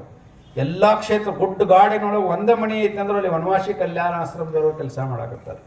ಅಂಥ ಒಂದು ದೊಡ್ಡ ಸಂಘಟನೆ ಭಾರತದೊಳಗೆ ಹುಟ್ಟಿದ್ರ ಪರಿಣಾಮದಿಂದ ಇವತ್ತು ಜಗತ್ತಿಗೆ ಭಾರತ ಗುರು ಆಗ್ತಾ ಇದೆ. ನಾವು 100 ವರ್ಷದಿಂದ ಪ್ರಾರ್ಥನೆ ಒಳಗೆ ಹೇಳ್ತೀವಿ, ಪರಂ ವೈ ಭವನ್ನೇ ತುಮೇ ತತ್ಸೋ ರಾಷ್ಟ್ರಂ ಅಂತ. ಅಂದ್ರೆ ಜಗತ್ತಿನ ತುಟ್ಟು ತುದಿಗೆ ಭಾರತ ಒಯ್ಯಬೇಕು, ಮತ್ತೆ ಭಾರತ ಮಾತೆಯನ್ನು ಜಗದ್ಗುರು ಮಾಡಬೇಕು ಅನ್ನುವಂಥ ಸಂಕಲ್ಪ ನಮ್ಮದು. ಇದಕ್ಕಿಂತ ಮುಂಚೆ ಭಾರತ ಜಗದ್ಗುರುನೇ ಇತ್ತು. ಬ್ರಿಟಿಷರಿಗೆ ಮಸಾಲೆ ಗೊತ್ತಿದ್ದಿದ್ದಿಲ್ಲ. ಮಸಾಲೆ ತಿನ್ನಾಕ ಬಂದವರು ನಮ್ಮೊಳಗ ಮಸಾಲೆ ಯಾರಾದ್ರು. ಸೀತಾಮಾತೆಗೆ ಎಂಥ ಸೀರೆ ಉಡಿಸ್ತೇವಂದ್ರೆ ಅವಾಗ ನಾವು ಈಗ 7000 ವರ್ಷದ ಹಿಂದೆ ಕಡ್ಡಿ ಪಟ್ಟಿಯೊಳಗೆ ರೇಷ್ಮೆ ಸೀರೆ ಇಟ್ಟು ಕೊಟ್ಟಿದ್ರು ಸೀತಾಮಾತೆ ಕೂಡ ಗಿಫ್ಟ್. ರಾವಣಗೆ ಎಂಥ ಜರ ಉಡಿಸಿದ್ದೀವಿ, ರಾಮಗೆ ಎಂಥ ಶಲ್ಲಿ ಉಡಿಸಿದ್ದೀವಿ. ಅವಾಗ ಕಲ್ಪನೆ ಜಗತ್ತ ಅರಿವಿ ಹಾಕೊಳ್ಳೋದು ಗೊತ್ತಿದ್ದಿದ್ದಿಲ್ಲ, ಬತ್ತಲೆ ಅಡ್ಡಾಡ್ತಿದ್ದು ತಪ್ಪಲ ಕಟ್ಕೊಂಡು. ಅಂಥ ಟೈಮ್ದೊಳಗೆ ಸೀತಾಮಾತೆಗೆ ರೇಷ್ಮೆ ಸೀರೆ ಉಡಿಸ್ತವ್ರು ನಾವು. ಅಂಥ ಟೈಮ್ದೊಳಗೆ ಪುಷ್ಪಕ ವಿಮಾನದೊಳಗೆ ಸೀತೆಯನ್ನು ಅಪಹರಣ ಮಾಡಿದ ರಾವಣ ಪುಷ್ಪಕ ವಿಮಾನ ಕಲ್ಪೆ ಕೊಟ್ಟವ್ರು ನಾವು ಜಗತ್ತಿಗೆ. ಅಂಥ ಟೈಮ್ದೊಳಗೆ ಕೃಷ್ಣ ಹುಟ್ಟಬೇಕಾದ್ರೆ ಆಕಾಶವಾಣಿ ಕಲ್ಪನೆ ಕೊಟ್ಟವ್ರು ನಾವು ಜಗತ್ತಿನೊಳಗೆ. ಯಮನ ಸೇನೆಯೊಳಗೆ ಚಿತ್ರಗುಪ್ತ ಅಂತ ಬರ್ತಾನ, ಹುಟ್ಟಿದವ್ರು ಎಲ್ಲರೂ ಹಣೆ ಬರೆ ಬರೀತಾನತ್ತ. ಅದು ಕಂಪ್ಯೂಟರ್ ಅಲ್ಲ ಮತ್ತೇನ. ಜಗತ್ತಿಗೆ ಕಲ್ಪನೆ ಕೊಟ್ಟವ್ರು ನಾವು, ಜಗತ್ತಿಗೆ ಕುಟುಂಬಿಕ ಕಲ್ಪನೆ ಕೊಟ್ಟವ್ರು ನಾವು, ಜಗತ್ತಿಗೆ ಆಹಾರವನ್ನು ಬೇಯಿಸಿ ತಿನ್ನೋದು ಕಲಿಸಿದವ್ರು ನಾವು, ಜಗತ್ತಿಗೆ ಬಟ್ಟೆ ಹಾಕೋದು ಕಲಿಸಿದವ್ರು ನಾವು, ಜಗತ್ತಿನೊಳಗೆ ಫಸ್ಟ್ ವಿಮಾನದಾಗ ಅಡ್ಡಾಡಿದವ್ರು ನಾವು, ಜಗತ್ತಿನೊಳಗೆ ಸಂಜಯ್ ಅನ್ನುವಂಥ ಕುರುಕ್ಷೇತ್ರ ಯುದ್ಧ ನಡೀತಿರ್ತೈತಿ, ಧೃತರಾಷ್ಟ್ರಕ್ಕೆ ಸಂಜಯ್ ಅದಕ್ಕೆ ಸಿನಿಮಾ ತೋರಿಸ್ತಿರ್ತಾವ ನಾವು ಕುಡ್ಡುಗೆ. ಅಂದ್ರೆ ಅವಾಗಿನ ವೈಫೈ ಅಂದ್ರೆ ಏನು, ಇದನ್ನೆಲ್ಲ ನಾವು ಮೊದಲು ಮಾಡಿಬಿಟ್ಟೆವು. ಪೆಟ್ರೋಲ್ ಡೀಸೆಲ್ ಇಲ್ಲಾರ್ದ ನಂದಿ ಮ್ಯಾಗ ಪಕ್ಷಿ ಮ್ಯಾಗ ಅಡ್ಡಾಡಿ ಬಿಟ್ಟೆವು ನಾವು. ಇವತ್ತು ಟ್ರ್ಯಾಕ್ಟರ್ ತರ್ತೀವಿ, ಹೊಗೆ ಹಾಕ್ತೈತಿ, ಹೆಂಡಿ ಹಾಕಂಗಿಲ್ಲ. ಒಂದು ಎತ್ತ ಕಟ್ಟಿದ್ರೆ ಹೆಂಡಿನೂ ಹಾಕ್ತೈತಿ, ಗೋಮೂತ್ರನೂ ಹಾಕ್ತೈತಿ, ಹೊಲಕ್ಕೂ ಬರ್ತೈತಿ, ಮಕ್ಕಳಿಗೆ ಹಾಲು ಕೊಡ್ತೈತಿ. ಇವತ್ತು ಗೋಮಾತೆಯನ್ನು ಸಾಕುವಷ್ಟು ಪುರ್ತೈತೆ ಇಲ್ಲ ನಮಗೆ. ಗೋಮಾತೆಯನ್ನು ಸಾಕ್ತೀವಿ, ಅದು ವಯಸ್ಸಾದ ಕೂಡಲೇ ಕಸಾಬರಿಗೆ ಕೊಡ್ತೀವಿ. ಮನೆಯೊಳಗೆ ತಂದೆ ತಾಯಿನ ಕಾಟದ ಮ್ಯಾಗ ಮನಗಿಸ್ತೀವಿ. 1 ವರ್ಷ ಹಾಲು ಕುಡಿಸಿರ್ತಾರೆ ಅವ್ರು, ಹುಟ್ಟಿದ ಕೂಡಲೇ ಮುಂದಿನ ವರ್ಷಕ್ಕೆ ಮತ್ತೆ 2ನೇ ತಯಾರಿ ಮಾಡ್ತಿರ್ತಾರೆ. ಆದ್ರೆ ಆಕಳ ಹಂಗಲ್ಲ, 20 ವರ್ಷ ಹಾಲು ಕುಡಿಸ್ತೈತಿ. 20 ವರ್ಷ ಹಾಲು ಕುಡಿಸಿದಂಥ ಆಕಳನ್ನ ಕಸಾಬರಿಗೆ ಮಾರ್ತೀವಿ. 1 ವರ್ಷ ಹಾಲು ಕುಡಿಸಿದಂಥ ತಂದೆ ತಾಯಿನ ಗಾದಿ ಮ್ಯಾಗ ಇಟ್ಟು ತೂಗ್ತೀವಿ. ಆ ಅಕಸ್ಮಾತ್ ಆ ಕಸಾಬ ಗೋಮಾತೆಯನ್ನು ಕೊಲ್ಲುವಾಗ ಯಾಕೆ ಶಾಪ ಹಾಕ್ಬಾರ್ದ? ಗೋಮಾತೆ ಪಾಪಿ, ನಿನಗೆ ಆಕಳ ಕೊಟ್ಟೆ, ಎತ್ತ ಕೊಟ್ಟೆ, ಹೆಂಡಿ ಕೊಟ್ಟೆ, ಗೋಮೂತ್ರ ಕೊಟ್ಟೆ, ಹಾಲು ಕೊಟ್ಟೆ, ಸರ್ವಸ್ವವನ್ನು ಕೊಟ್ಟೆ, ನೀರು ಕೊಟ್ಟು ಕಸಾಬರಿಗೆ ಕೊಟ್ಟು, ಸಾಲ ಮಾಡಿ ಸತ್ಯಾನಾಶ ಆಗಿ ಉರುಳು ಹಾಕೊಂಡು ಸಾಯಿ ಅಂತ ಯಾಕೆ ಶಾಪ ಕೊಡಬಾರ್ದ ಗೋಮಾತೆ? ರೈತರ ಆತ್ಮಹತ್ಯೆ ಮಾಡ್ಕೊಳ್ಳೋಕೆ ಗೋಮಾತೆ ಶಾಪನೂ ಯಾಕೆ ಕಾರಣ ಇರಬಾರ್ದು? ಅದಕ್ಕೆ ಗೋಮಾತೆ ನಮ್ಮ ಶ್ರದ್ಧೆಯ ತಾಯಿ. ಶಿವಾಜಿ 12 ವರ್ಷದಾಗಿದ್ದಾಗ ಗೊತ್ತಾದ. ಈಗ 89 ವರ್ಷದವನ ಆಕಳ ಮಾರ್ತಿರ್ತಾನೆ. ಅದ್ರ ಹಾಲು ಕುಡಿದು ಅರು ಇರಂಗಿಲ್ಲ. ಅದಕ್ಕೆ ಒಂದು ಆಕಳ ಸಾಕಿದ್ರೆ ಒಂದು 30 ಕೋಟಿ ದೇವತೆಗಳು ವಾಸ ಇರ್ತಾರೆ. ಆಕಳ ಕಟ್ಟಿದ್ರೆ ಕ್ರಿಮಿ ಕೀಟಗಳು ಬರಂಗಿಲ್ಲ, ಹುಳ ಹುಪ್ಪಡಿಗಳು ಬರಂಗಿಲ್ಲ, ಪ್ರೇತ ಪಿಶಾಚಿಗಳು ಬರಂಗಿಲ್ಲ ಮನೆ ಒಂದೊಂದು ಆಕಳಿದ್ರೆ. ಆದ್ರೆ ಇವತ್ತು ರಗಡ್ ಹೊಲ ಇರ್ತೈತಿ, ಬರೀ ದಂಡಿ ಒಳಗೆ ಒಂದು ಈಟ್ ಬಿಟ್ಟರೆ ಮೈತಿರ್ತೈತಿ. ಒಂದು ಆಕಳ ಸಾಕುವಂಥ ಸೌಜನ್ಯ ಇಲ್ಲ. ಅದರ ಪರಿಣಾಮದಿಂದ ಪಾಪದ ಹೊರೆಗಳು ಜಾಸ್ತಿ ಆಗತ್ತವ. ಅದರಿಂದ ಸ್ಟ್ರೋಕ್ಗಳು, ಲಕ್ವಾಗಳು ಜಾಸ್ತಿ ಹೊಡ್ಯಾಕತ್ತಾವ. ಅದರಿಂದ ಹಾರ್ಟ್ ಅಟ್ಯಾಕ್ ಜಾಸ್ತಿ ಆಗತ್ತವ. ಮೊದಲು ಎದಕ್ಕೂ ಅಂಗಡಿಗೆ ಹೋಗೋ ಪರಿಸ್ಥಿತಿನೇ ಬರ್ತಿದ್ದಿಲ್ಲ. ಹಾಲು ಇತ್ತಂದ್ರೆ ಮನೆಯೊಳಗೆ ಬೆಣ್ಣ ಮಾಡಿ ತುಪ್ಪದಾಗ ಒಗ್ಗರಣೆ ಮಾಡ್ಕೊಂಡು ಊಟ ಮಾಡ್ತಿದ್ರು ನಮ್ಮವ್ರು. ಮಜ್ಜಿಗೆ ಬ್ಯಾಸಾರ, ಮೊಸರು ತಿಂತಿದ್ರು, ಮೊಸರು ಬ್ಯಾಸರ, ಹಾಲು ತಿಂತಿದ್ರು, ಹಾಲು ಬ್ಯಾಸಾರ, ತುಪ್ಪ ತಿಂತಿದ್ರು. ಇಷ್ಟು ತಿಂದು 100-120 ವರ್ಷ ಬದುಕ್ತಿದ್ರು. ಈಗ 50 ವರ್ಷಕ್ಕೆ ಹಲಿಗೆ ಹೊಡಿ ಪರಿಸ್ಥಿತಿ ಬಂದೈತೆ. ಆಹಾರ ಪದ್ಧತಿ, ಜೀವನ ಶೈಲಿ, ಸ್ವದೇಶಿ ಬದಲಾದರ ಪರಿಣಾಮದಿಂದ ಹಳ್ಳಿಗೆ ಸಹಿತ ಹಾಳಾಗುವಂಥ ಸ್ಥಿತಿ ನಿರ್ಮಾಣ ಆಗಿದೆ. ಅದಕ್ಕೆ ನಾವು ನಮ್ಮ ಹೆಣ್ಣು ಮಕ್ಕಳನ್ನೂ ಸಹಿತ ನಾವು ರಕ್ಷಣೆ ಮಾಡಬೇಕು. ನಾವು ಎಷ್ಟು ಜಿಗಿದಾಡಿದ್ರು 50%, ಹೆಣ್ಣು ಮಕ್ಕಳು 50% ಅದಾರ. ಆ ಹೆಣ್ಣು ಮಕ್ಕಳ ರಕ್ಷಣೆ ನಾವು ಆಗ್ಬೇಕು. ಜಗತ್ತಿನೊಳಗೆ ಹೆಣ್ಣು ಮಕ್ಕಳನ್ನ ರಕ್ಷಣೆ ಮಾಡೋದು ಭೂಮಿ ಯಾವುದರ ಇದ್ರದ್ದು ಭಾರತ ಮಾತ್ರ. ತಾಯಿ ಅಂತ ಒಪ್ಕೊಳ್ಳುವಂಥ ದೇಶ ಇರೋದು ಭಾರತ ಮಾತ್ರ. ಅಮೇರಿಕ, ಇಂಗ್ಲೆಂಡ್ನೊಳಗೆ ವಯಸ್ಸಿಗೆ ಬಂದು ಗಂಡ ಎತ್ತಿರ್ತಾರೆ.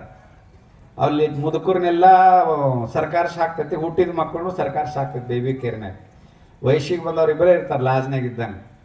ಅದು ಹೆಂಗೆ ಅಗ್ರಿಮೆಂಟ್ ಮ್ಯಾಗ 1 ವರ್ಷ 2 ವರ್ಷ ಅಟ್ಟ ಕೂಡಿರೋದು. 3ನೇ ವರ್ಷಕ್ಕೆ ಹೆಂಡತಿಗೆ 3 ಬರೇ ಬಚ್ಚಲ್ನಾಗ ನಿಂತು ಗಂಡ ಟಾವೆಲ್ ಕೇಳಿದ್ರೆ ಡಿವೋರ್ಸ್ ಕೊಟ್ಬಿಡ್ತಾರೆ. ಅಲ್ಲಿ ಇವು 3 ಸಲ ಟಾವೆಲ್ ಕೇಳ್ಯಾರ, ನನ್ನ ಜೀತದ ಹಾಳು ಮಾಡ್ಯಾನ ಅಂತ ಬಿಟ್ಟು ಹೋಗ್ತಾರೆ.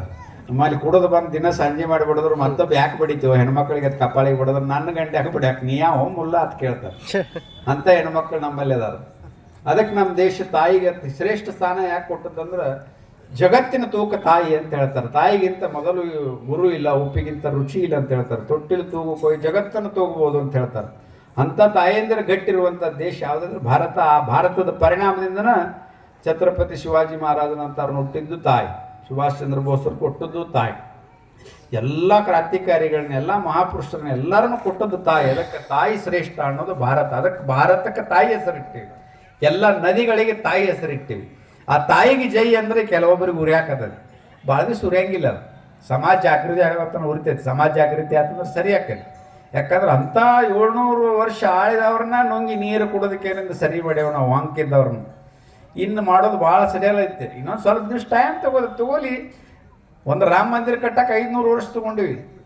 ಒಬ್ಬ ಮೊಘಲರನ್ನ ಓಡಿಸಕ್ಕೆ 700 ವರ್ಷ ತೊಗೊಂಡಿವಿ. ಬ್ರಿಟಿಷರು ನೋಡೋಕೆ 250 ವರ್ಷ ತೊಗೊಂಡಿವಿ. ಸರಿ ಮಾಡೋಕ್ಕೆ ಇನ್ನೊಂದು 50 ವರ್ಷ ಹೋಗಿತ್ತು. ಅದರ ತಾಳ್ಮೆ ಕಳ್ಕೊಳ್ಳೋಂಗಿಲ್ಲ, ಸಂಘರ್ಷ ಮಾಡೋಂಗಿಲ್ಲ. ಸಮಾಜ ಪರಿವರ್ತನೆ ಮಾಡುವಂಥ ಎಂಥ ಶತ್ರುಗಳನ್ನು ತಿದ್ದುವಂಥ ಸಾಮರ್ಥ್ಯ ಇರೋದು ಭಾರತೀಯರಿಗೆ ಮಾತ್ರ. ಜಗತ್ತಿನೊಳಗೆ ಯಾರಿಗೂ ಇಲ್ಲ ಅಷ್ಟು ಪೇಷನ್ಸ್ ಇರೋದು ಭಾರತೀಯರಿಗೆ ಮಾತ್ರ.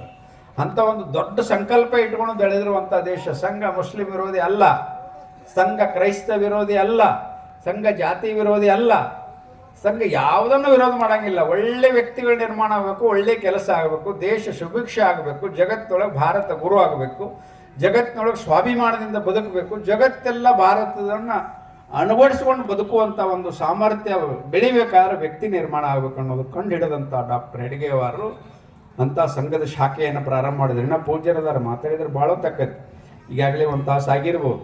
ಇದಕ್ಕೆ ತಾವೆಲ್ಲ ದಯವಿಟ್ಟು ಇಲ್ಲಿ ತನಕ ಕುಂತು ಶಾಂತ ರೀತಿಯಾಗಿ ಕೇಳಿರಿ. ಇನ್ನು ಪೂಜ್ಯರ ಮಾತನ್ನು ಆಲಿಸ್ಬೇಕು, ಕೇಳಬೇಕು. ಕಾರ್ಯಕ್ರಮ ಮುಗಿತನ ಉಪಸ್ಥಿತಿ ಇದ್ದು ಈ ಸಂಘದ ಶಾಖೆ ನಮ್ಮ ಊರೊಳಗೆ ಇತ್ತಂದ್ರೆ ನಮ್ಮ ಮಕ್ಕಳ ಕೈ ಹಿಡಿತಂದು ಸಂಘದ ಶಾಖೆ ಕಳಿಸ್ಬೇಕು.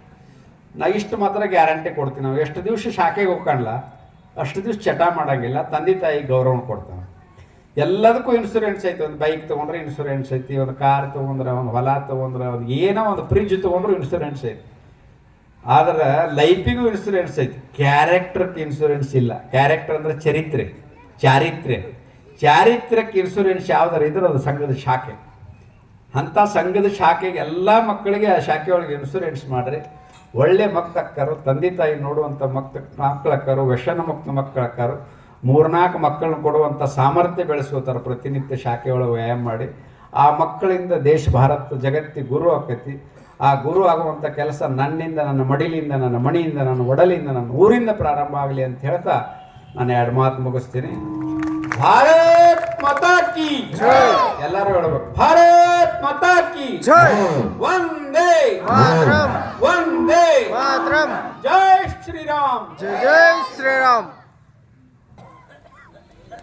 ಇಸ್ಲಾಮರ ವಿರೋಧಿ ಎಲ್ಲ, ಕ್ರೈಸ್ತರ ವಿರೋಧಿ ಎಲ್ಲ, ಅವರಲ್ಲಿರ್ತಕ್ಕಂಥ ಭಯೋತ್ಪಾದಕರ ವಿರೋಧಿಗಳು. ಈ ಸನಾತನ ಧರ್ಮ, ಹಿಂದೂ ಧರ್ಮ ಈಗಿಂದಲ್ಲ. ಸತ್ಯಯುಗ, ತ್ರೇತಾಯುಗ, ದ್ವಾಪರ ಯುಗ, ಕಲಿಯುಗ. ಈಗ ಈ ಕಲಿಯುಗದಲ್ಲಿ ಹಿಂದೂ ಧರ್ಮ ಅಳಿವಿನ ಅಂಚಿನಲ್ಲಿದೆ ಅಂದ್ರ ಇದು ವಿಪರ್ಯಾಸದ ಸಂಗತಿ. ಕಾರಣ ಇದು ಪಕ್ಷಪಾತ, ಜಾತಿ. ಎಲ್ಲರೂ ಒಗ್ಗೂಡಬೇಕು. ಎಲ್ಲರೂ ಒಗ್ಗೂಡಿದಾಗ ಮಾತ್ರ ಒಂದು ಒಳ್ಳೆಯ ಸಮಾಜವನ್ನ ಕಟ್ಟಲಿಕ್ಕೆ ಸಾಧ್ಯ. ಇಡೀ ದೇಶವನ್ನ ಹಾಳು ಮಾಡಬೇಕಾದ್ರೆ ಬಿನ್ ಲಾಡೆನ್ ಅಂತ ಒಬ್ಬ ವ್ಯಕ್ತಿ ಸಾಕು. ಆದ್ರೆ ಒಂದು ದೇಶವನ್ನ ಕಟ್ಟಬೇಕಾದ್ರ ಹಲವಾರು ಕೈಗಳ ಜೋಡಣೆ ಬೇಕು. ಈಗ